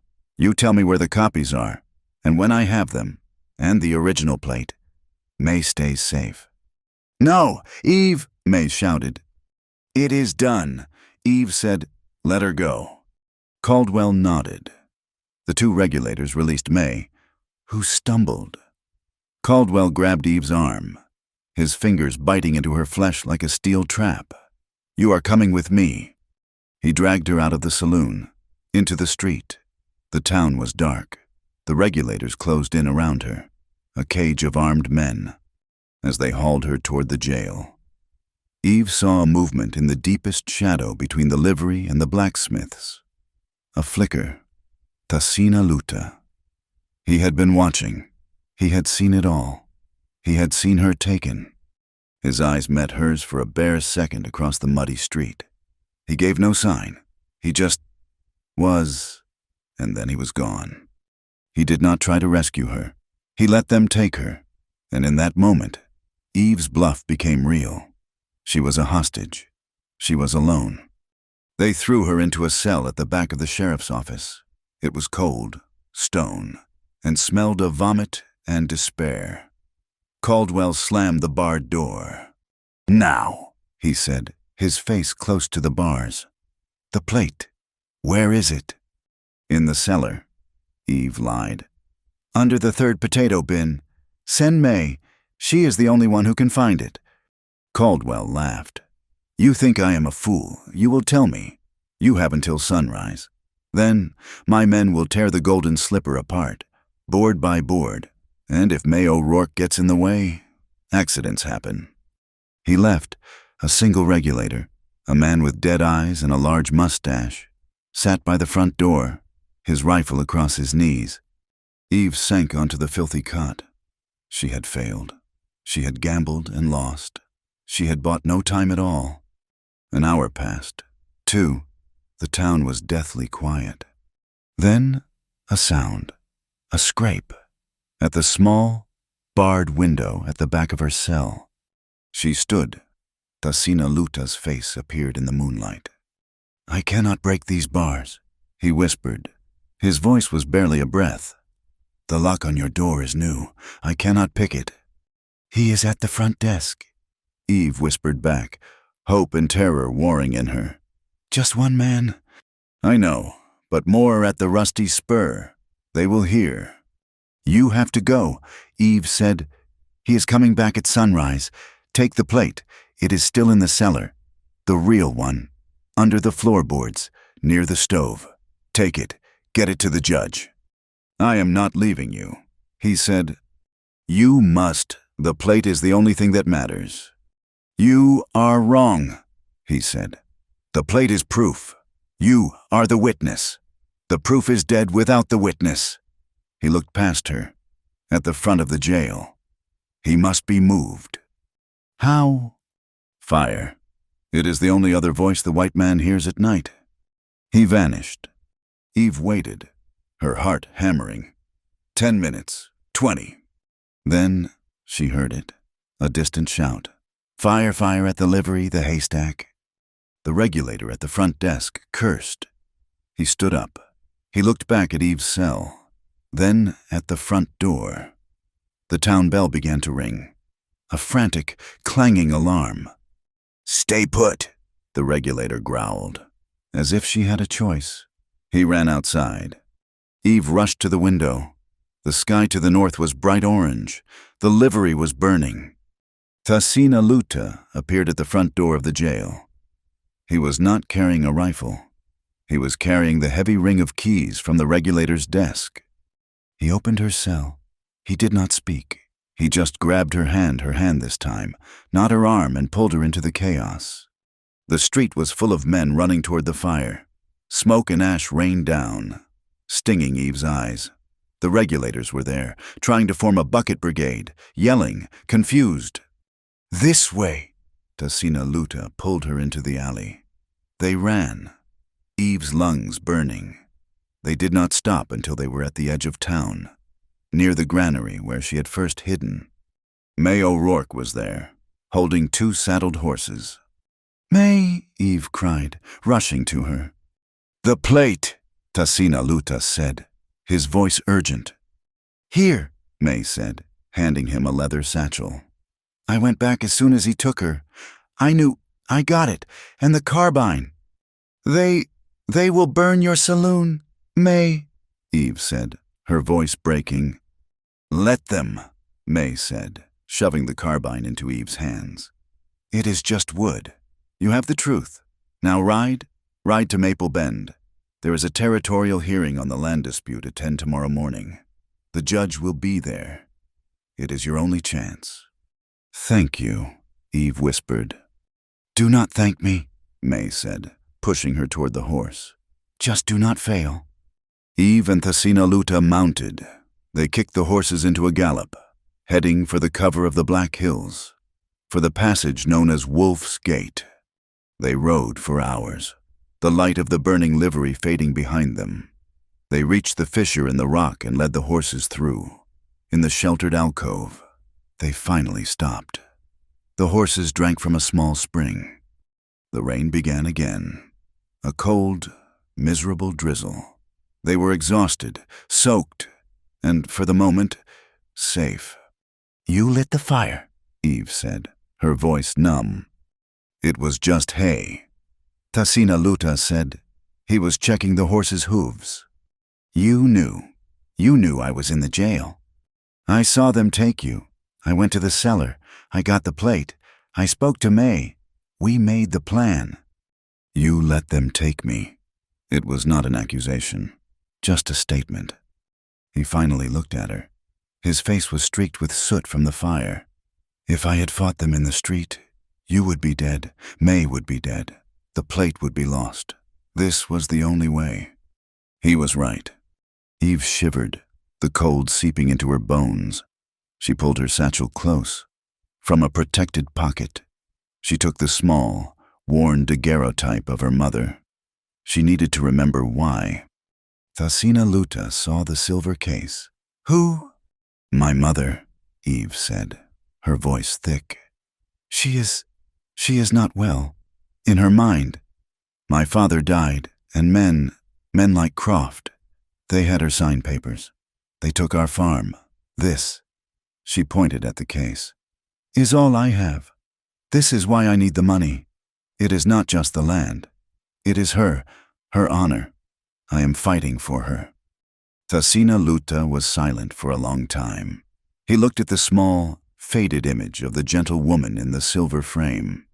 "My mother died," he said, his voice low, "when the soldiers brought the spotted sickness. My father died in the fight at the Rosebud. My sister, Mina, is all that is left. This land," he gestured at the rocks around them, "is my mother now. It is my father. It is all we have." He looked at Eve, the cultural gulf between them, the space of the prairie, the anger, the suspicion, it all compressed. In the cold, wet darkness of the cave, she was just a woman fighting for her mother. He was just a man fighting for his. "We are fighting for the same thing," he said. Eve nodded, a tear tracing a clean path through the soot on her cheek. A sound, distant and alien, broke the quiet. A train whistle, but it was not the sharp, clean sound of the passenger locomotive. It was a heavy, labored chuffing, followed by a low, shrill whistle. Tassina Luta was on his feet instantly. He scrambled up the side of the fissure, climbing the wet rock like a spider. He peered over the edge, looking down toward the valley, toward the new, raw cut of the railroad spur line. Eve climbed after him. In the pre-dawn light, she saw it, a work train, a single engine, pushing 3 flatbeds. The flatbeds were loaded with crates, dozens of them, and the regulators, all 10 of them, were riding on the cars, rifles ready. "My God," Eve whispered. "It is the dynamite, from the warehouse." "They are not waiting," Tasina Luta said, his voice a blade. "The hearing is a lie. They are not going to just steal the water. They are going to bury the springs, now." "When will they get there?" "The tracks are new. They are moving slow. But they will be there by sunrise. In 1 hour. 1 hour. The hearing was at 10. They would be too late. The springs, the evidence, the valley, it would all be gone." "Look!" a voice shouted from below. Eve and Tasina Luta froze. Down in the gully, not 300 yards away, one of the regulators, a thin, weasel-faced man, was pointing up at them. He had been tracking them. He must have seen the horses. "It's them," the man, a tracker named Dutch, yelled. "It's the Indian and the picture girl up in the Wolf's Gate. Get 'em, Croft wants that plate." The largest room in Dead Mare Gulch was not the church, which did not exist, or the hotel lobby, which was a patch of dirt. It was the back room of the general store, which had been cleared of barrels and set with benches for the 10 o'clock hearing. It was not a legal proceeding. It was a performance. The man sitting behind the dry goods counter was named Prentice. He was not a judge. He was a land assessor from the territorial capital, a man whose appetites were well known to Silas Croft. His face was pale and soft. The room was packed. Miners stood against the walls, their faces grim. Ranchers, worried about the water, filled the back benches. May O'Rourke's girls were there, a bright splash of defiant color, and standing by every door and lining the walls were Croft's regulators, their new deputy stars shining on their chests. They were the law. Sheriff Caldwell stood near Prentice, his thumbs hooked in his belt. He was enjoying himself. "This is a simple matter," Prentice said, his voice thin. "A property dispute. The Ravens Claim Company, represented by Mr. Croft, has filed a grievance against the natives, camped in the South Valley. They claim the natives have burned a freight wagon and stolen horses, in violation of their land transfer." He held up the forged document. "We have here a signed treaty, ceding the valley to the company. The sheriff will testify." Caldwell stepped forward. "I was there. I saw the headman, Stoneheart, make his mark. He traded the land for supplies. Now they are on a rampage. It is a danger to this town." A regulator, a man with a weasel face named Dutch, stepped up. "I saw him. I saw the Lakota Braves, painted up, set fire to that wagon. It's an act of war." The room was silent, suffocating. The lie was so large, so complete, that it sucked the air from the store. "Then it is settled," Prentice said, reaching for his gavel. "He is lying." The voice cut through the silence. The crowd turned. Evelyn Hart stood in the doorway. Tasina Luta was beside her. A gasp went through the room. Caldwell's face turned the color of raw liver. "Seize her," Caldwell roared. "That is the spy." "She is a citizen," May O'Rourke's voice boomed from the back. "And this is a public hearing. Let her speak." The miners and ranchers murmured their agreement. Let her speak. Eve walked forward, her boots loud on the wooden floor. She was holding the heavy glass negative in both hands. "He is lying," she said again, her voice clear and strong. Sheriff Caldwell did not see Stoneheart sign that paper. He was at the Furnace Gulch, taking a bribe from Silas Croft. Croft, who had been watching from the side, took a step forward. "This is an outrage. She is a wanted criminal." "I am a photographer," Eve said, "and I have proof." She held up the glass plate to the light from the window. "This is a photograph. It shows Mr. Croft giving Sheriff Caldwell a bag of gold. It shows them holding the false treaty. It is proof. The room erupted. "Let me see," a miner shouted. Caldwell, in a blind panic, lunged at her. He was not trying to be gentle. He was trying to destroy the evidence. "Give me that." He grabbed for the plate. Eve tried to twist away, but he was too strong. He tore it from her hands. His fingers fumbled. The heavy 9-inch plate of glass slipped from his grasp. It hit the wooden floor and shattered into 1,000 pieces. The room fell silent. Eve stared at the glittering dust of glass at her feet. It was gone. Caldwell straightened up, his chest heaving. He gave her a slow, vicious smile. "What proof, Missy? I do not see any proof." "This proof." May O'Rourke walked down the aisle.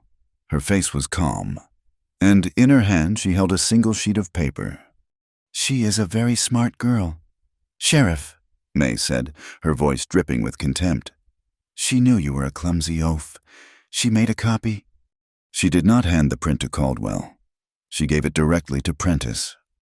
Prentice took the blotchy, pale print. He stared at the image. The faces were clear, the gold pouch, the papers. His face went from pale to sick. He looked up at Silas Croft, his eyes wide with panic. "This is a fabrication," Croft shouted. "A trick of the light. It proves nothing." "It proves that you are a liar." Tasina Luta said. He, too, stepped forward. He was not alone. Behind him were Stoneheart and another, older white man, thin and wearing spectacles. "This is Stoneheart," Tasina Luta said to the room. "He has never seen that paper Caldwell holds, and this," he said, placing a hand on the thin man's shoulder, "is Mr. Elias Fields. He was the official interpreter for the United States government at the Fort Laramie Treaty, the one signed 13 years ago." Tasina Luta unrolled a worn, linen-backed document, the real treaty. "Mr. Fields," Tasina Luta said, "please tell the judge what our treaty says about the Valley of the Springs." Mr. Fields adjusted his spectacles. His voice was quiet, but it carried the weight of undisputed fact. "I was there. I wrote the words. The treaty Sheriff Caldwell holds is a fraud. The signatures are false. The land, including the Valley of the Springs, was never ceded. It is Lakota land, by law." The room exploded. It was not just anger. It was betrayal.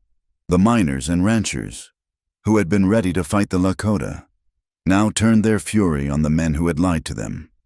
"You tried to start a war," a rancher yelled at Croft. "You stole our water," another shouted. "Seize them," Silas Croft screamed at his regulators.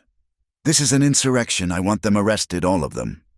The regulators, trapped between their employer and a room full of angry, armed townsmen, did the only thing they knew how. They drew their pistols.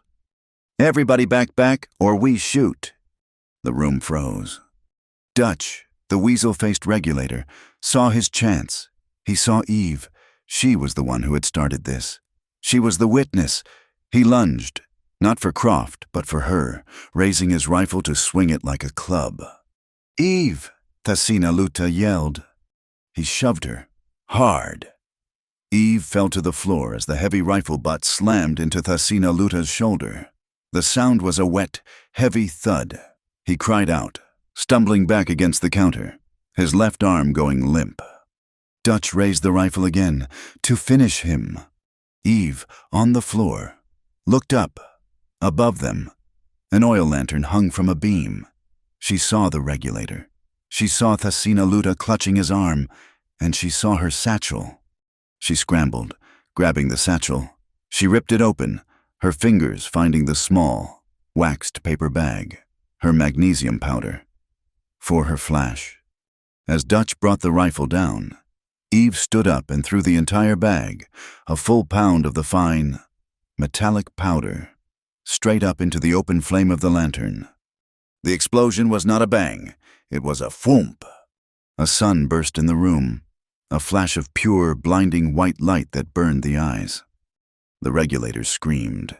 They dropped their rifles, clawing at their faces. "I cannot see, I am blind." The room was plunged into chaos. The crowd surged, knocking over benches. "Now," Tassina Luta roared, grabbing Eve's good arm with his, "May Stoneheart go." He kicked open the side door. They burst out into the alley, May, Stoneheart, and Mr. Fields right behind them. The town was in chaos, men pouring from the general store, some blind, some shouting. "Where?" May yelled, gasping for breath. "The livery is gone." "This way," Tassina Luta yelled, pulling Eve toward the railroad spur. "The train!" They ran, Eve's heart pounding so hard it felt like it would break her ribs. She could hear Caldwell behind them, his voice thick with rage. "Stop them! Do not let them escape! Get horses! Get them!" They reached the railroad tracks. The work train sat there, steam hissing from its engine. The 3 flatbeds were still loaded with crates of dynamite. The engineer, a pot-bellied man in greasy overalls, saw them coming. He saw the angry mob behind them. Tassina Luta did not slow down. He bounded up into the engine cab. He grabbed the engineer by the shirt and threw him clean out onto the dirt. "Get off!" He pulled Eve up after him. "May, get in the boxcar!" he yelled. May O'Rourke shoved Stoneheart and Mr. Fields into the empty boxcar used for tools, then scrambled in after them. Tassina Luta grabbed the heavy steel lever of the regulator. He yanked it wide open. The engine hissed, a blast of steam. The wheels spun, screeching on the metal tracks. Then, with a groan that shook the earth, the train lurched forward. As it moved, Tassina Luta reached up and pulled the chain for the whistle. A sound louder than the magnesium blast, louder than the guns, tore through Deadmare Gulch, a long, shrieking, steam whistle that echoed off the Black Hills. It was the sound of iron, of the future, of a world that was tearing itself apart. Eve looked back. Caldwell and 3 of his regulators were on horseback, galloping out of the stable yard. They turned, spotting the train. They spurred their horses, racing along the tracks, gaining on the slow-moving, heavy freight. Caldwell raised his pistol and fired. The bullet sparked off the metal tender behind Eve's head. The chase was on. The wheels of the locomotive slipped and screamed on the wet, new-laid track. The engine was heavy, the grade was steep, and the train was agonizingly slow. Behind them, through the hissing steam and driving rain, Evelyn Hart could see the riders, Caldwell, Dutch, 2 other regulators. They were closing the gap. A bullet sang past Eve's head, ricocheting off the iron boiler. "Get down!" Tassina Luta yelled. He shoved her against the coal tender, shielding her with his body. He was trying to steer the engine with his one good right arm, his left hanging useless, his face a mask of white. Strained pain. "They are too fast," Eve shouted over the roar of the engine. "We cannot outrun them." "We do not have to," he grunted. He peered ahead. The track curved sharply, entering a narrow cut in the rock, the passage Tassina Luta had called Wolf's Gate. "This is the place." He reached for a different lever.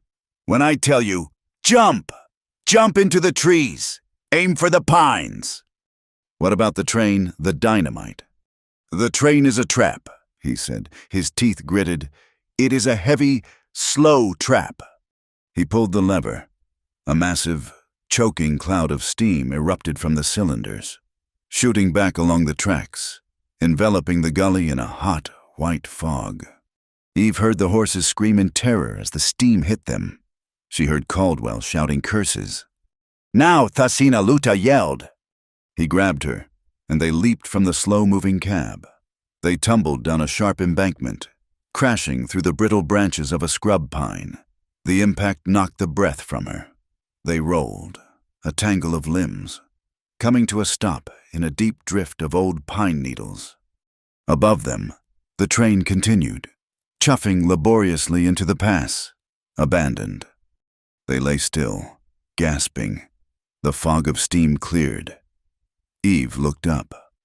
Caldwell and his men had dismounted. They were calming their horses. They had not seen them jump. "The train!" Dutch yelled, pointing. They are still on it. It's headed for the springs. Caldwell mounted, his face a mask of fury. They will not get far. Come on, we will get the dynamite, and we will bury them with their sacred water. The four men spurred their horses, galloping into the pass after the phantom train. Eve pushed herself up, her body a single, dull ache. They have it. They have all the dynamite.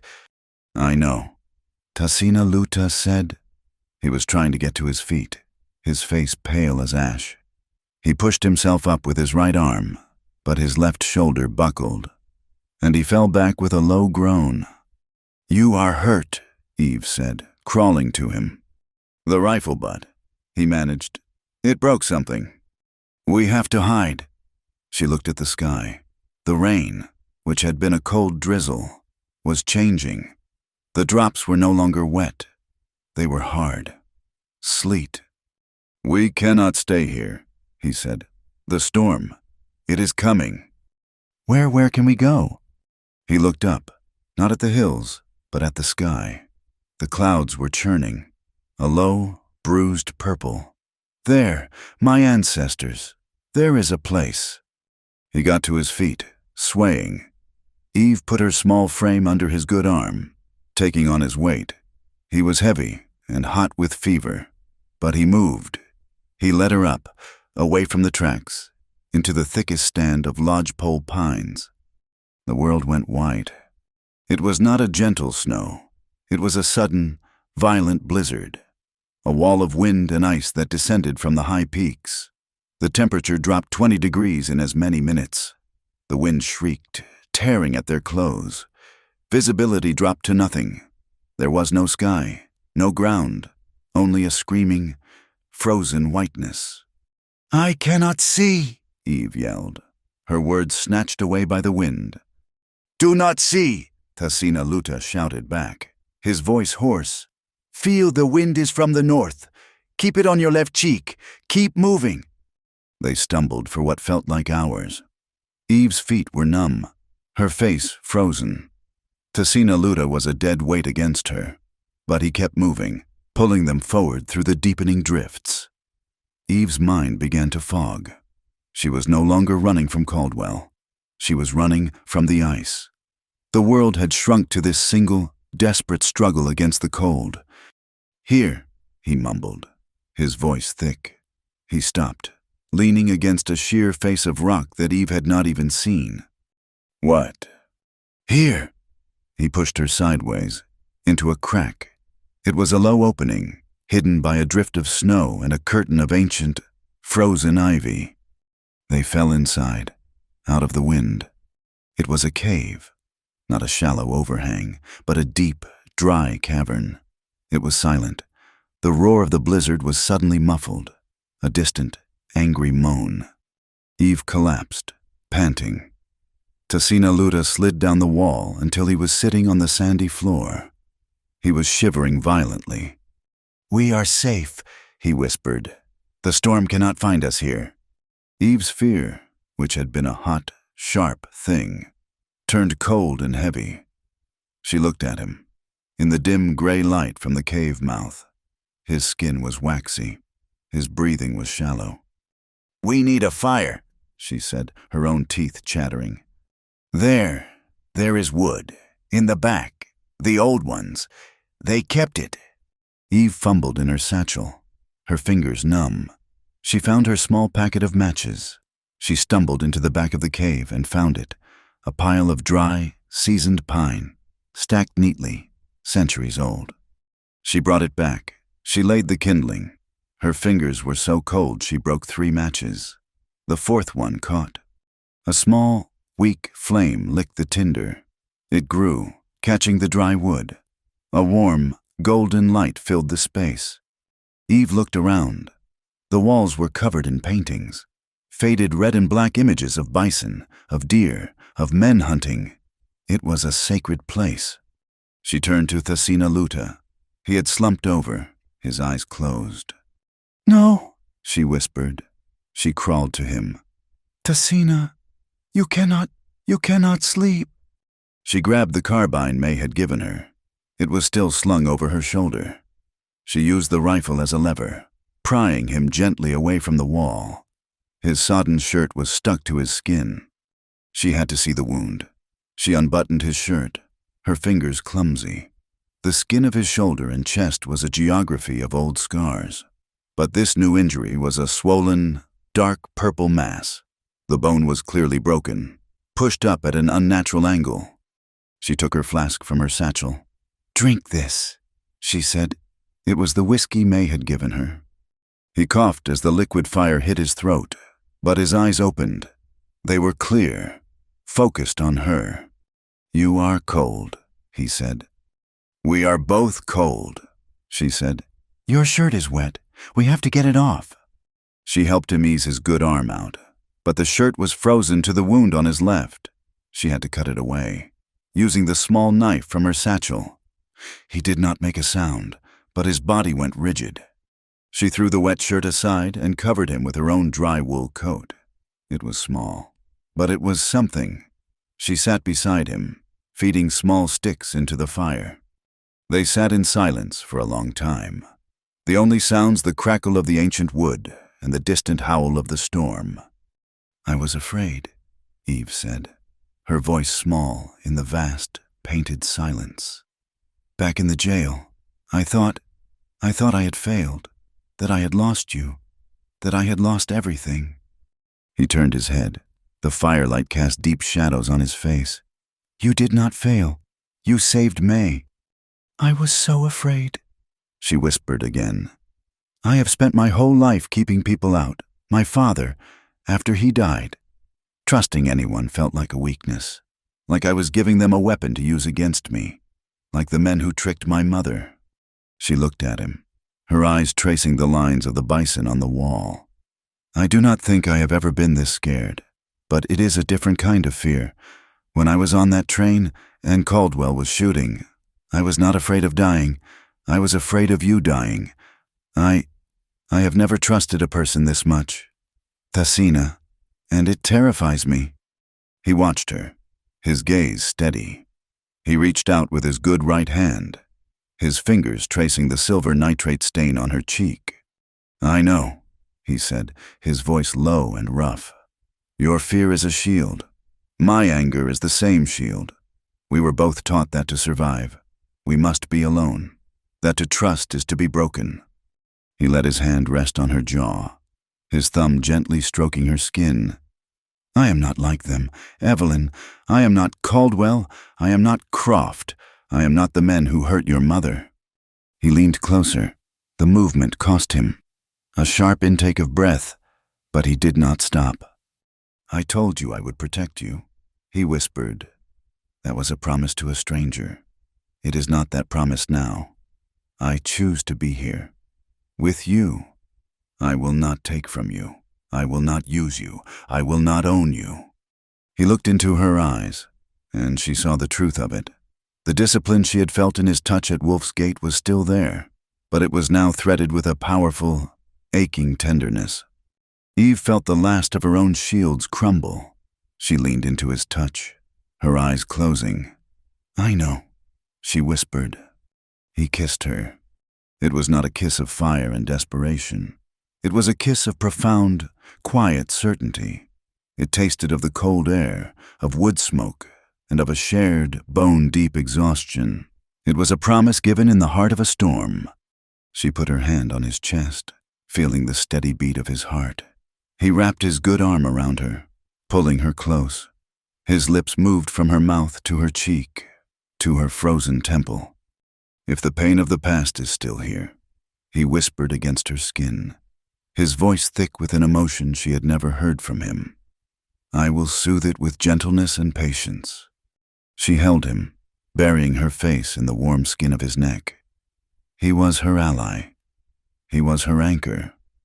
He was the man who had seen her, and who had chosen to stay. The fire burned low. The storm raged outside the cave, but inside, enveloped in her coat, held in his arm, they found a small, warm pocket of absolute safety. The painted bison on the walls bore silent witness as the world faded to a gentle, trusting dark. The light that woke her was gray and clear. The storm had passed. Eve stirred. She was warm. Tasina Luta was asleep, his breathing deep, but she was tucked against him, his arm still securely around her. She sat up, her body stiff. She covered him fully with her coat and moved to the mouth of the cave. The world was new, buried under 2 feet of pristine blue-white snow. The sun was rising, turning the peaks to pink and gold. It was beautiful and terrifyingly silent. She looked down. From the high vantage of the cave, she could see the valley. She could see the railroad tracks, a black scar in the snow. She could see the work train.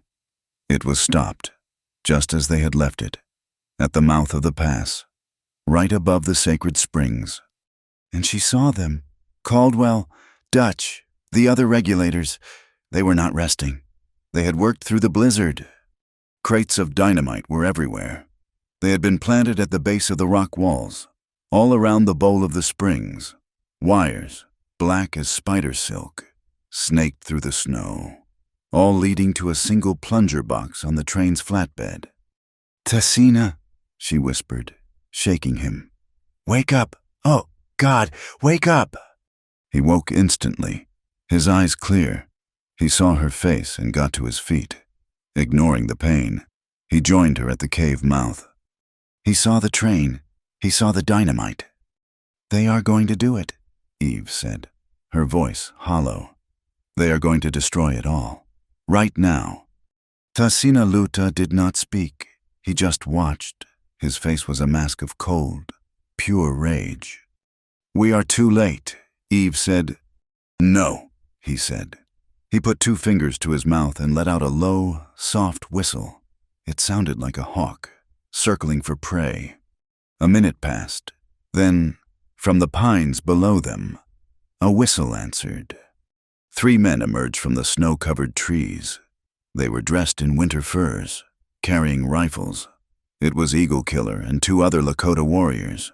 They had been tracking the train. They had been waiting.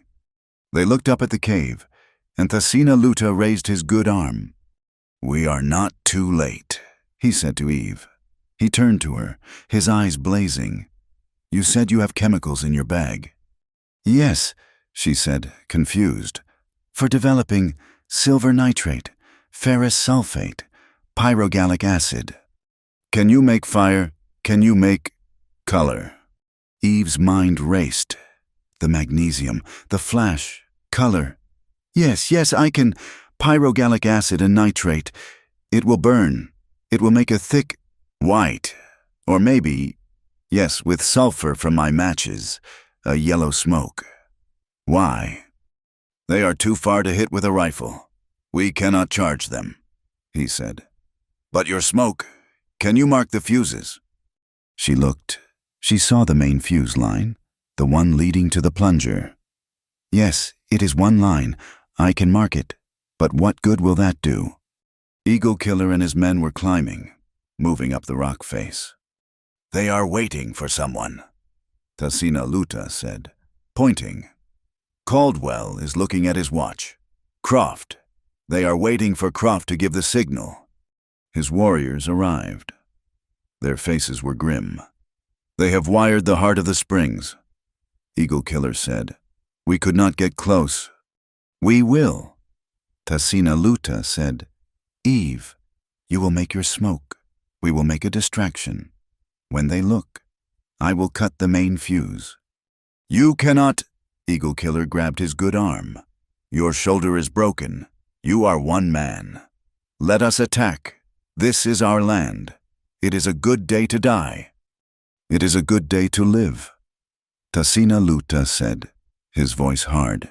He, too, was shaking with the need for violence.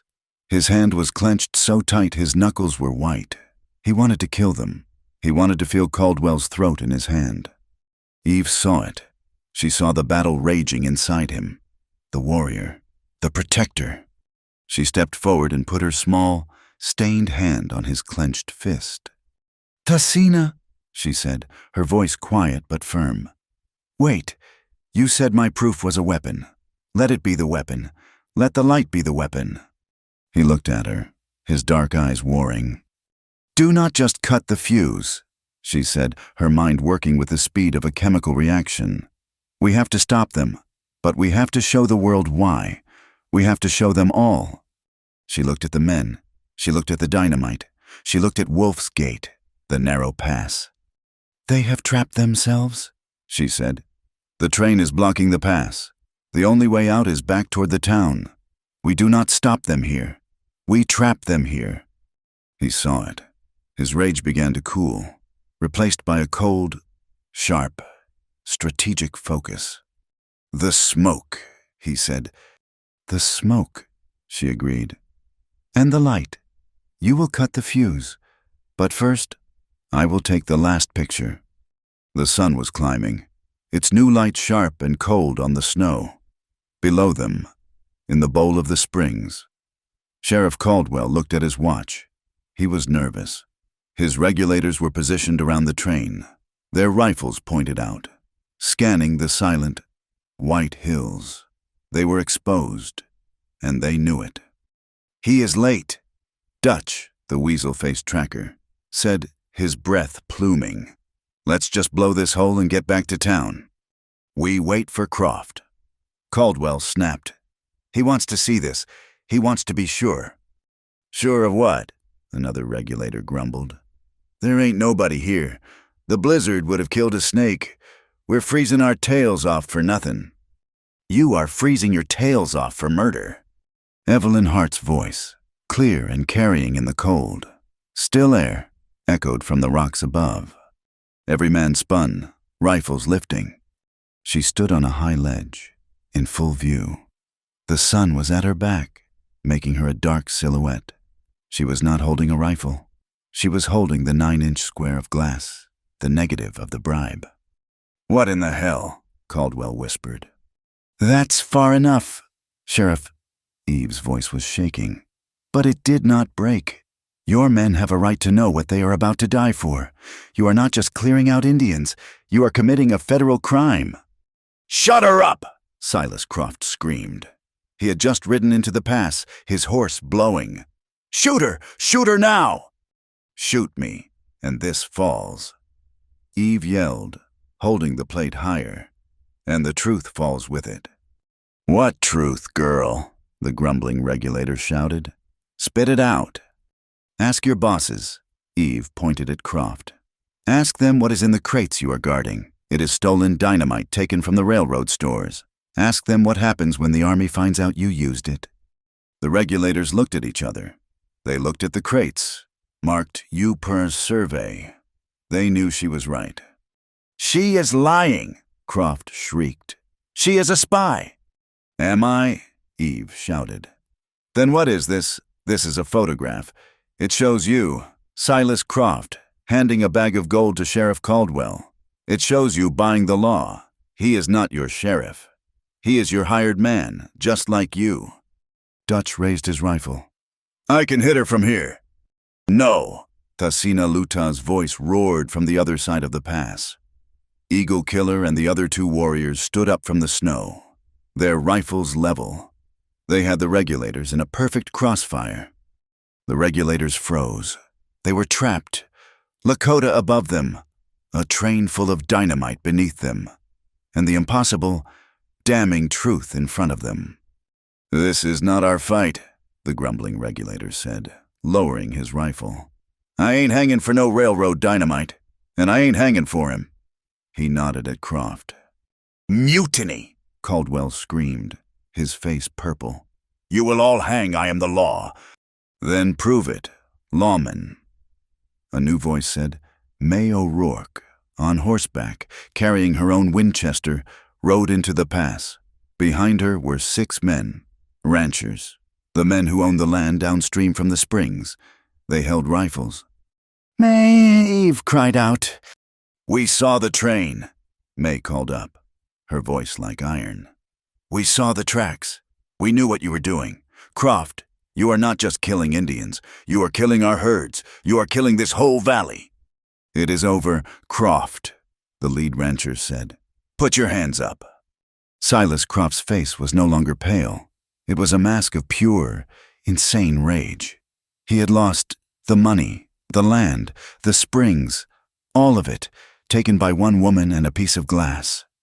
"If I cannot have it," he hissed, his voice a venomous whisper, "no one can." He leaped from his horse, not for his gun, but for the plunger box on the flatbed. "No!" Eve screamed. He slammed his hands down on the plunger. Click. Nothing. Croft stared at the plunger, his face a mask of confusion. He hit it again. Click. He looked up. On the far side of the pass, Tasina Luta stood up from behind a snowdrift. He was 20 yards from the train. In his good hand, he held the severed ends of the main detonator wire. He had done it. While Eve was the voice, he had been the blade. He had moved like a ghost in the snow, slid down the embankment, and cut the wire fractions of a second before Croft could send the charge. "You," Croft whispered. Sheriff Caldwell, seeing his world end, did not surrender. He grabbed the closest thing, Evelyn Hart.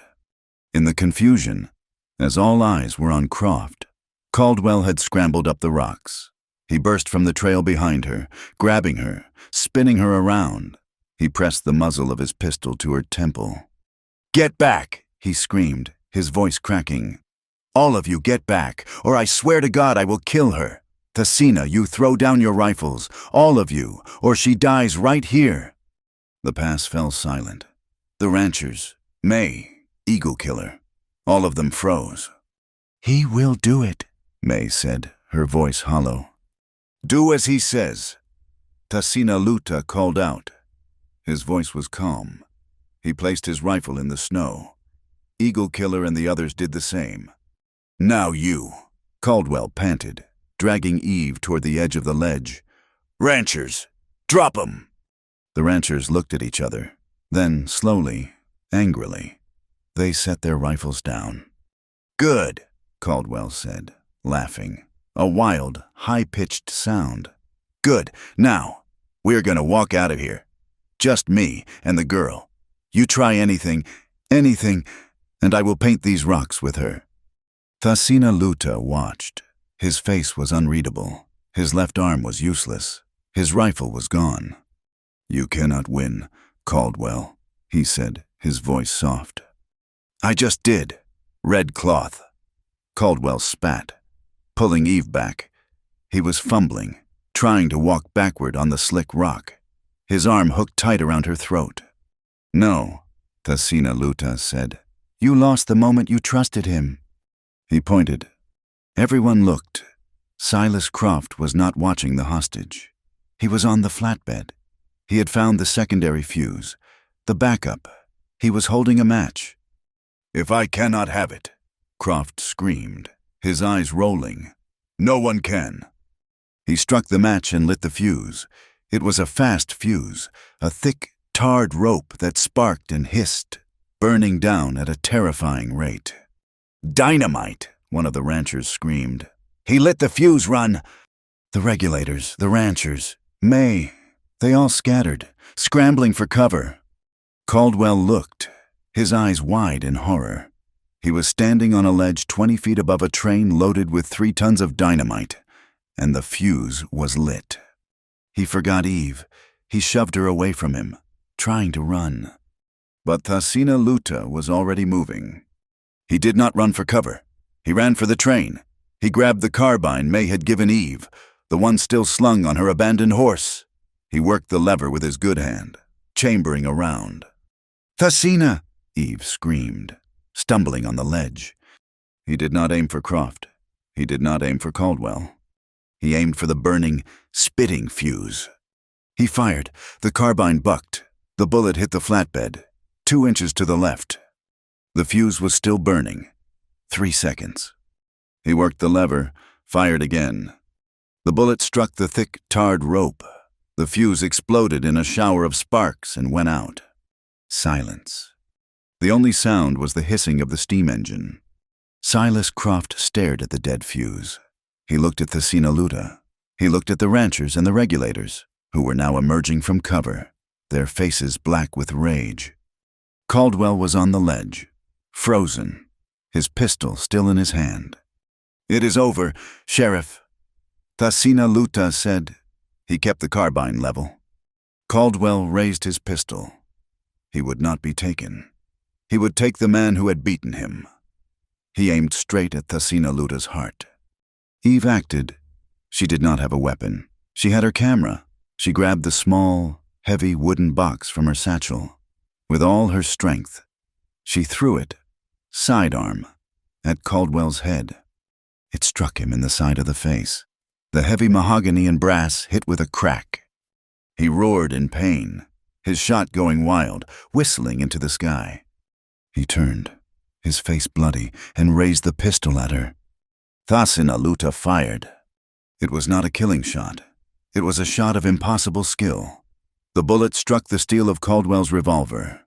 The gun exploded in his hand, a mass of shattered metal. Caldwell screamed, clutching his ruined, bleeding hand, his fingers gone. He collapsed to his knees. It was over. The ranchers swarmed the train. They grabbed Croft, pulling him from the flatbed. The regulators, seeing their paymaster captured, did not help. They looked at Dutch. Dutch, the weasel-faced tracker, slowly unpinned his deputy star and dropped it in the snow. He put his hands in the air. The other regulators did the same.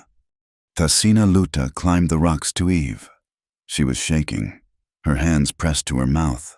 She was staring at the shattered remains of her camera on the rocks below. He reached her. He said nothing. He just pulled her against him, holding her tight with his one good arm. She buried her face in his shoulder, her body trembling. "It is done," he whispered into her hair. "It is done. You are safe." They stood on the ledge, holding each other. Below them, May O'Rourke was tying Caldwell's good hand. The ranchers were guarding Croft. The regulators were sitting in the snow, their weapons in a pile. The blizzard was gone. The pass was silent. And the sun, clear and bright, broke through the clouds, striking the snow, the valley, and the sacred, untouched springs with a brilliant, blinding light. The ride back to Dead Mare Gulch was a slow, strange, and quiet procession. The sun was high, and the sudden blizzard had vanished as quickly as it had come, leaving the world scoured, wet, and blindingly bright. The new snow was already melting, turning the iron-red dirt to a thick, heavy mud. Thasina Luta rode May O'Rourke's horse. His face was pale beneath the soot and sweat, but his eyes were clear. His left arm was bound tightly to his chest in a sling Evelyn Hart had fashioned from a torn canvas sheet found in the boxcar. He was alive, and he was upright. Eve rode beside him. She was mounted on one of the regulators' horses. She was exhausted, her entire body a map of new aches, but she felt a stillness she had not known since she was a child. She had the one, precious, blotchy print May had saved, tucked safely inside her coat. The glass negative was gone, as was her small camera, both shattered on the rocks of the pass. But the truth was secure. They were a parade the likes of which the Black Hills had never seen. The ranchers, grim-faced and armed, led the way. May O'Rourke, her rifle resting across her lap, rode next to Evelyn.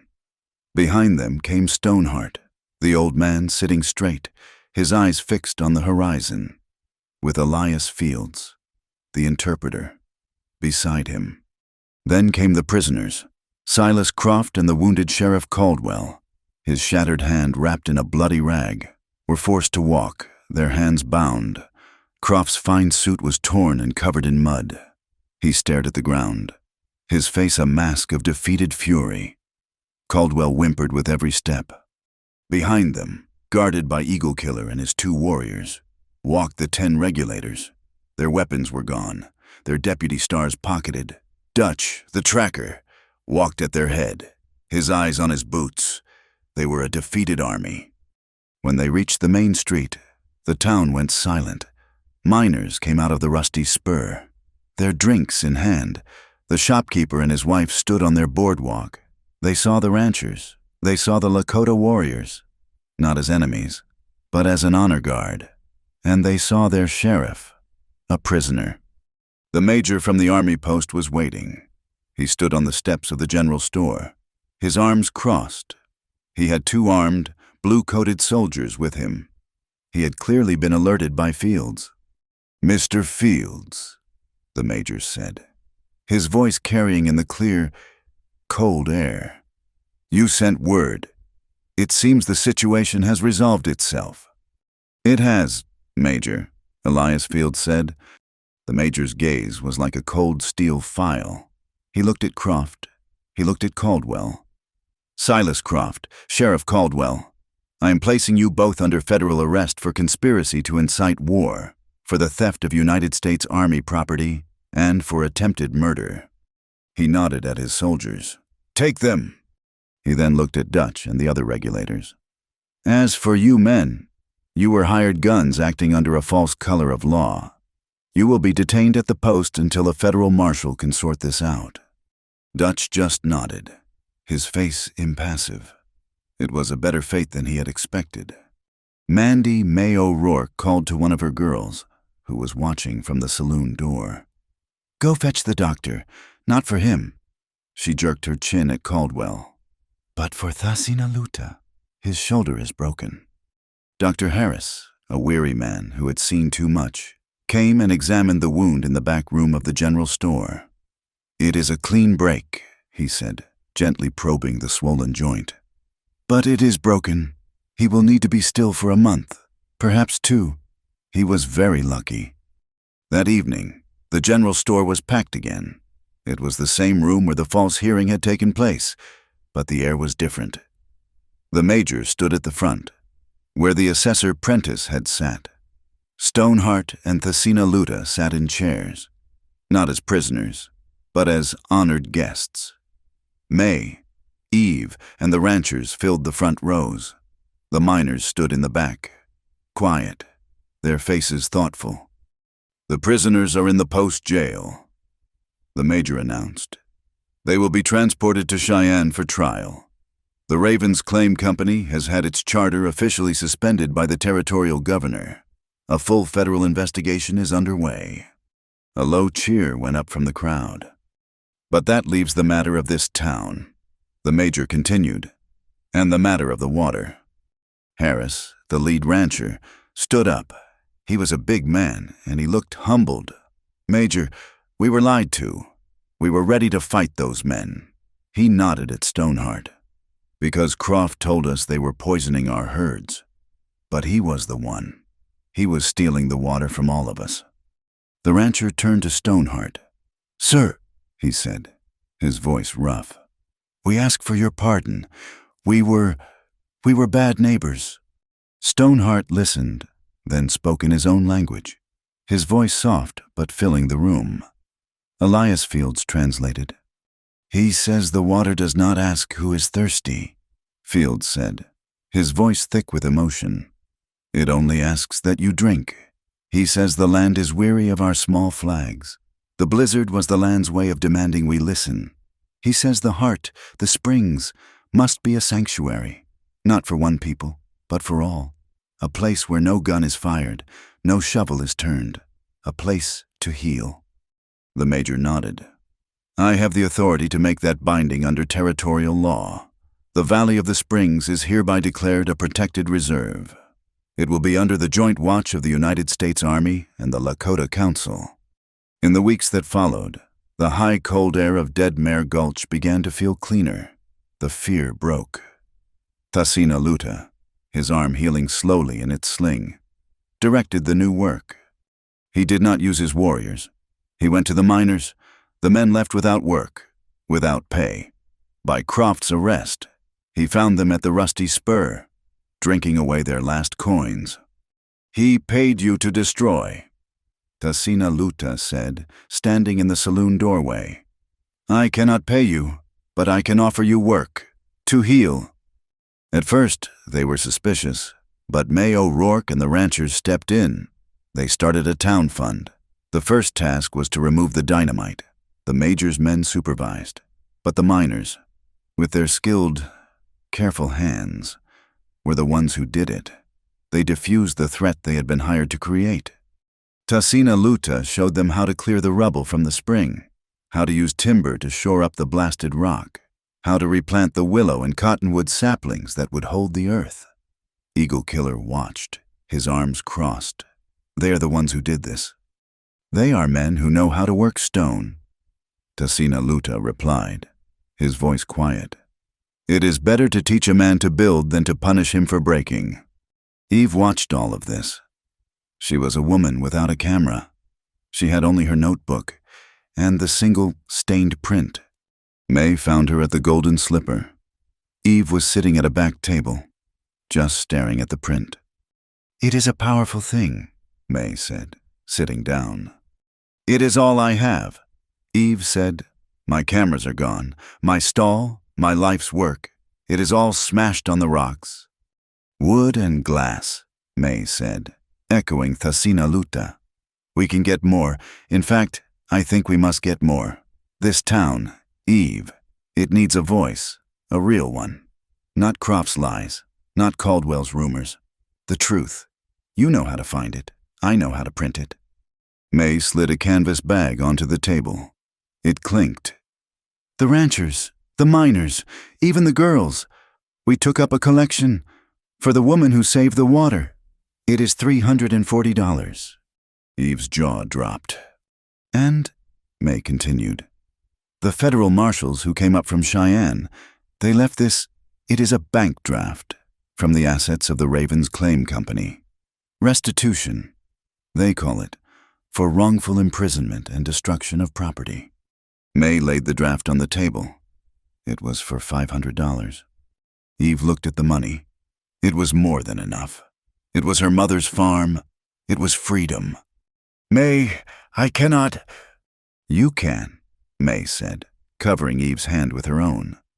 We are partners, the Golden Slipper Saloon, and the Black Hills Clarion, a newspaper, and a photography studio.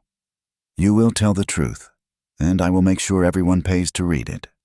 A month later, a new camera arrived on the stagecoach, a big, beautiful 8x10 mahogany box with a shining new brass lens, and with it, a small, cast-iron printing press. The first edition of the Black Hills Clarion was just a single sheet, printed on both sides.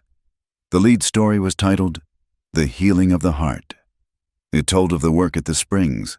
It had interviews with both Eagle Killer and the lead miner, a man named Tom. It spoke of a shared future. Eve did not just photograph the important, she photographed the real. She took a portrait of Mina, Tasina Luta's sister, teaching two of the ranchers' children how to find wild onions. She photographed the miners' children, and in her new studio, she began to teach them, not just how to take a picture, but how to see, how to mix the chemicals, how to watch the truth emerge from the fog. She took the money, the $840, and sent a draft to the bank in Ohio. She sent it with a long letter to her mother, a letter that spoke of snow and stone, and a man with a broken shoulder, and a town that had decided to heal itself. 3 weeks later, the stage brought a reply. It was not from her mother. It was from a lawyer. The bank had received the payment. The lien was satisfied. Enclosed, crisp, and official was the deed. The farm was safe. She held the paper in her hands. The fight that had driven her across a continent was finished. She had won. She was free to go home. She folded the deed and put it in her pocket. She saddled her horse. She rode out that evening, not east, but west, toward the hills. She found him at Wolf's Gate. The pass was no longer a place of fear. It was just a place. He was standing on the ridge, watching the sunset. His arm was out of the sling, though he still moved it stiffly. He heard her approach, but he did not turn. He knew her step. She stood beside him. They watched the sky bleed purple and gold over the dark pines. You received the paper, he said. Yes. She held out the deed. It is done. My family's honor it is clean. That is a good day, he said, to protect your family. You are my family, Tasina, she said, her voice quiet. You and May, and Stoneheart, this hard, beautiful, broken place. This is my home." He turned to her then. The setting sun caught the planes of his face. "I know. I am free to leave," she said. "I could go back, but I do not want to." "I do not want you to," he said. "This is all new," she said, her voice catching. "Your world, my world, they are not the same." "No," he agreed. He took her hand, not her arm, to guide her hand, to hold it. His skin was warm. "I am Lakota. I will always be. My duty is to the land, to the springs, to my people." "And my duty is to the town," she said, meeting his gaze. "To the truth, to the paper that speaks for those who have no voice." "Then we will be the bridge," he said. "You will be the voice for my people in the town. I will be the strength for your people in the hills. This is not a promise of marriage. It is a promise of work, a promise to build, every day, a space between our two worlds." "I am not afraid of work," Eve said. He smiled. It was a small, rare smile that reached his eyes. "I know." He did not kiss her. He did not need to. He just held her hand. And they stood together, a man and a woman, watching the first stars appear in the cold, clear sky. The next day, Eve brought her new camera to the springs. Tasina Luta was there, checking the new willow saplings they had planted. He was kneeling, showing a young miner's son, Tom's boy, how to read a deer track in the soft mud by the water. The boy was pointing, his face lit with a thrill of discovery.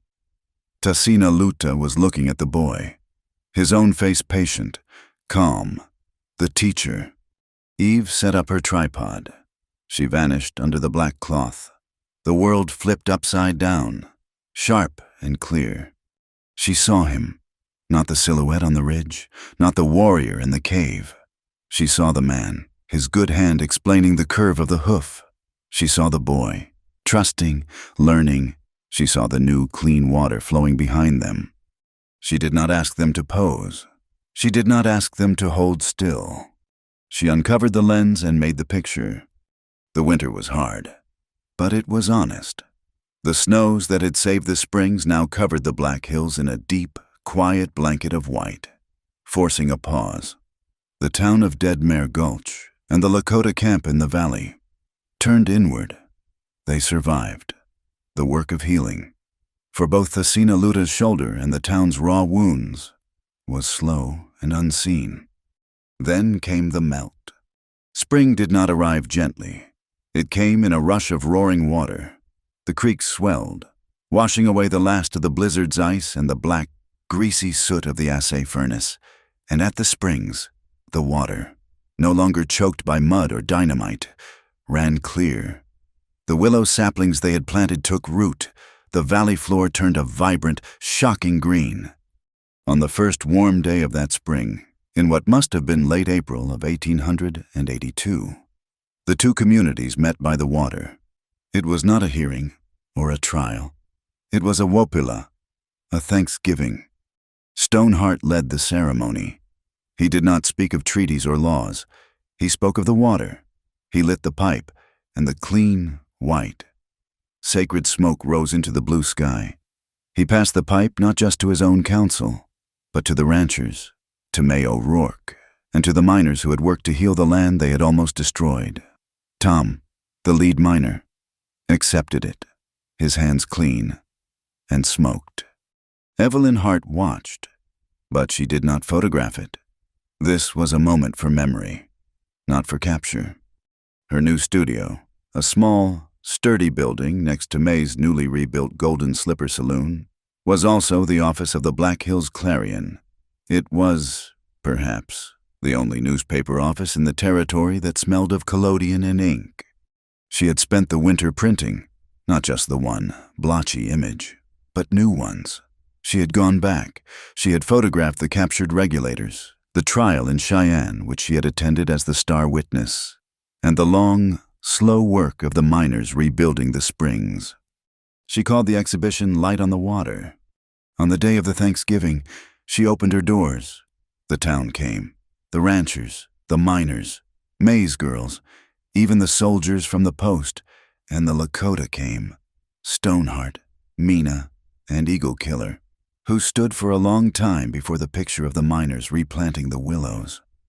The photographs were hung in sequence: the bribe, the armed regulators, the train, the dynamited, muddy water, and then the healing, the trial, the miners clearing the rock, Tasina Luta teaching the miner's son. The final image was the one she had taken that day, the close-up of his hand, next to the boys, by the deer track in the mud. It was the whole story, told in silence, in shades of gray and black. It was the truth, undeniable. That evening, Tasina Luta came to the studio. The crowd was gone. Eve was cleaning her glass plates. His arm was free of the sling, and he had regained most of its motion, though the doctor said it would always be stiff. He stood in the doorway, just watching her. "It is a powerful thing you have done, Evelyn," he said, his voice quiet. He looked at the photographs on the wall. "You have made a story that cannot be erased by new words." "We made it," she said, turning to him. I held the glass." He stepped inside. He was not carrying a rifle or a peace pipe. He was holding a small, folded piece of cloth. It was a deep, vibrant red. "My name," he said, "Tasina Luta. It means red cloth. It was a name given to me for protecting a friend. It is a name of duty." He held the cloth out to her. It was soft, old wool. "This was my father's. I am not a man of the papers you sign.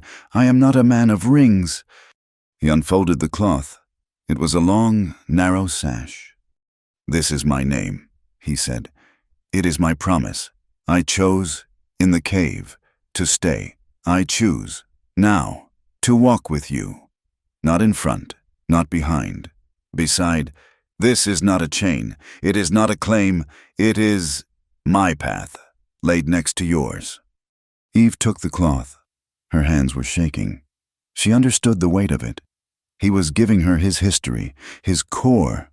"It is not ownership," she whispered, echoing his words from so long ago. "It is companionship." "It is," he said. She did not put it away. She looped the soft, red cloth around her neck, letting it fall loose over her simple gray shirt. It was a splash of bright, brave color. "I have a paper," she said, a small smile touching her lips. "From the Major." She unrolled it. It was an official charter, a contract. "They have agreed," she said. "The Valley of the Springs, the reserve. It needs a guide, someone to manage it, to bring visitors, but to protect it, to teach them. They offered it to me, and I told them I could not do it alone." She pointed to the bottom of the page. "It is a co-management contract for the Black Hills Clarion and for the Lakota Council, for Evelyn Hart, journalist, and for Tasina Luta, protector." He read the words. He looked at her. "This," he said, "is a good treaty." He took the pen she offered and signed his name, his letters clear and strong, beside hers. They walked out into the cool spring evening, toward the springs. The town was quiet. The sound of a piano drifted from May's saloon. They walked in silence for a long time, just feeling the new, soft earth under their boots. They stood by the main pool. The water was so clear in the moonlight. Eve could see the pebbles on the bottom. "It is still here," she whispered, her hand finding his.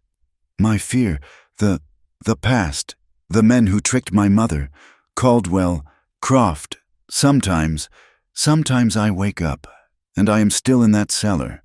I am afraid that this is not real, that you are not real, that this peace will be taken away."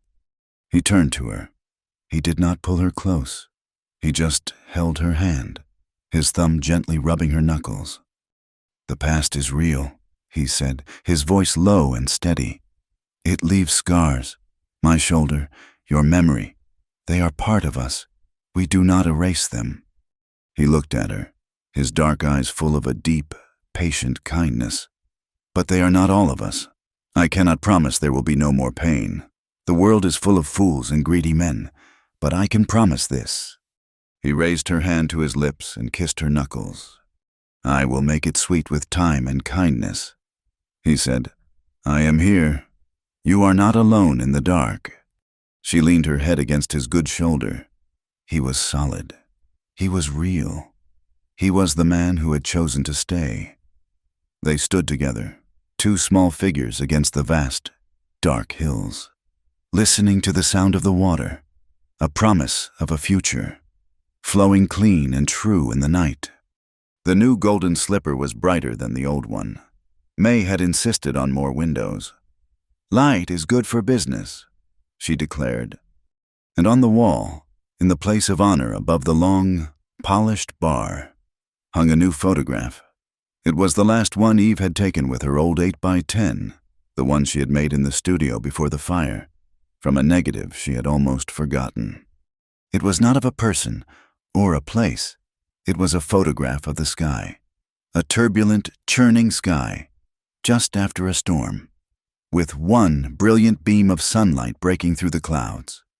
Beneath it, on a small brass plaque, Eve had etched a single line: "The light wins when we dare to expose the dark." It was a good, strong business.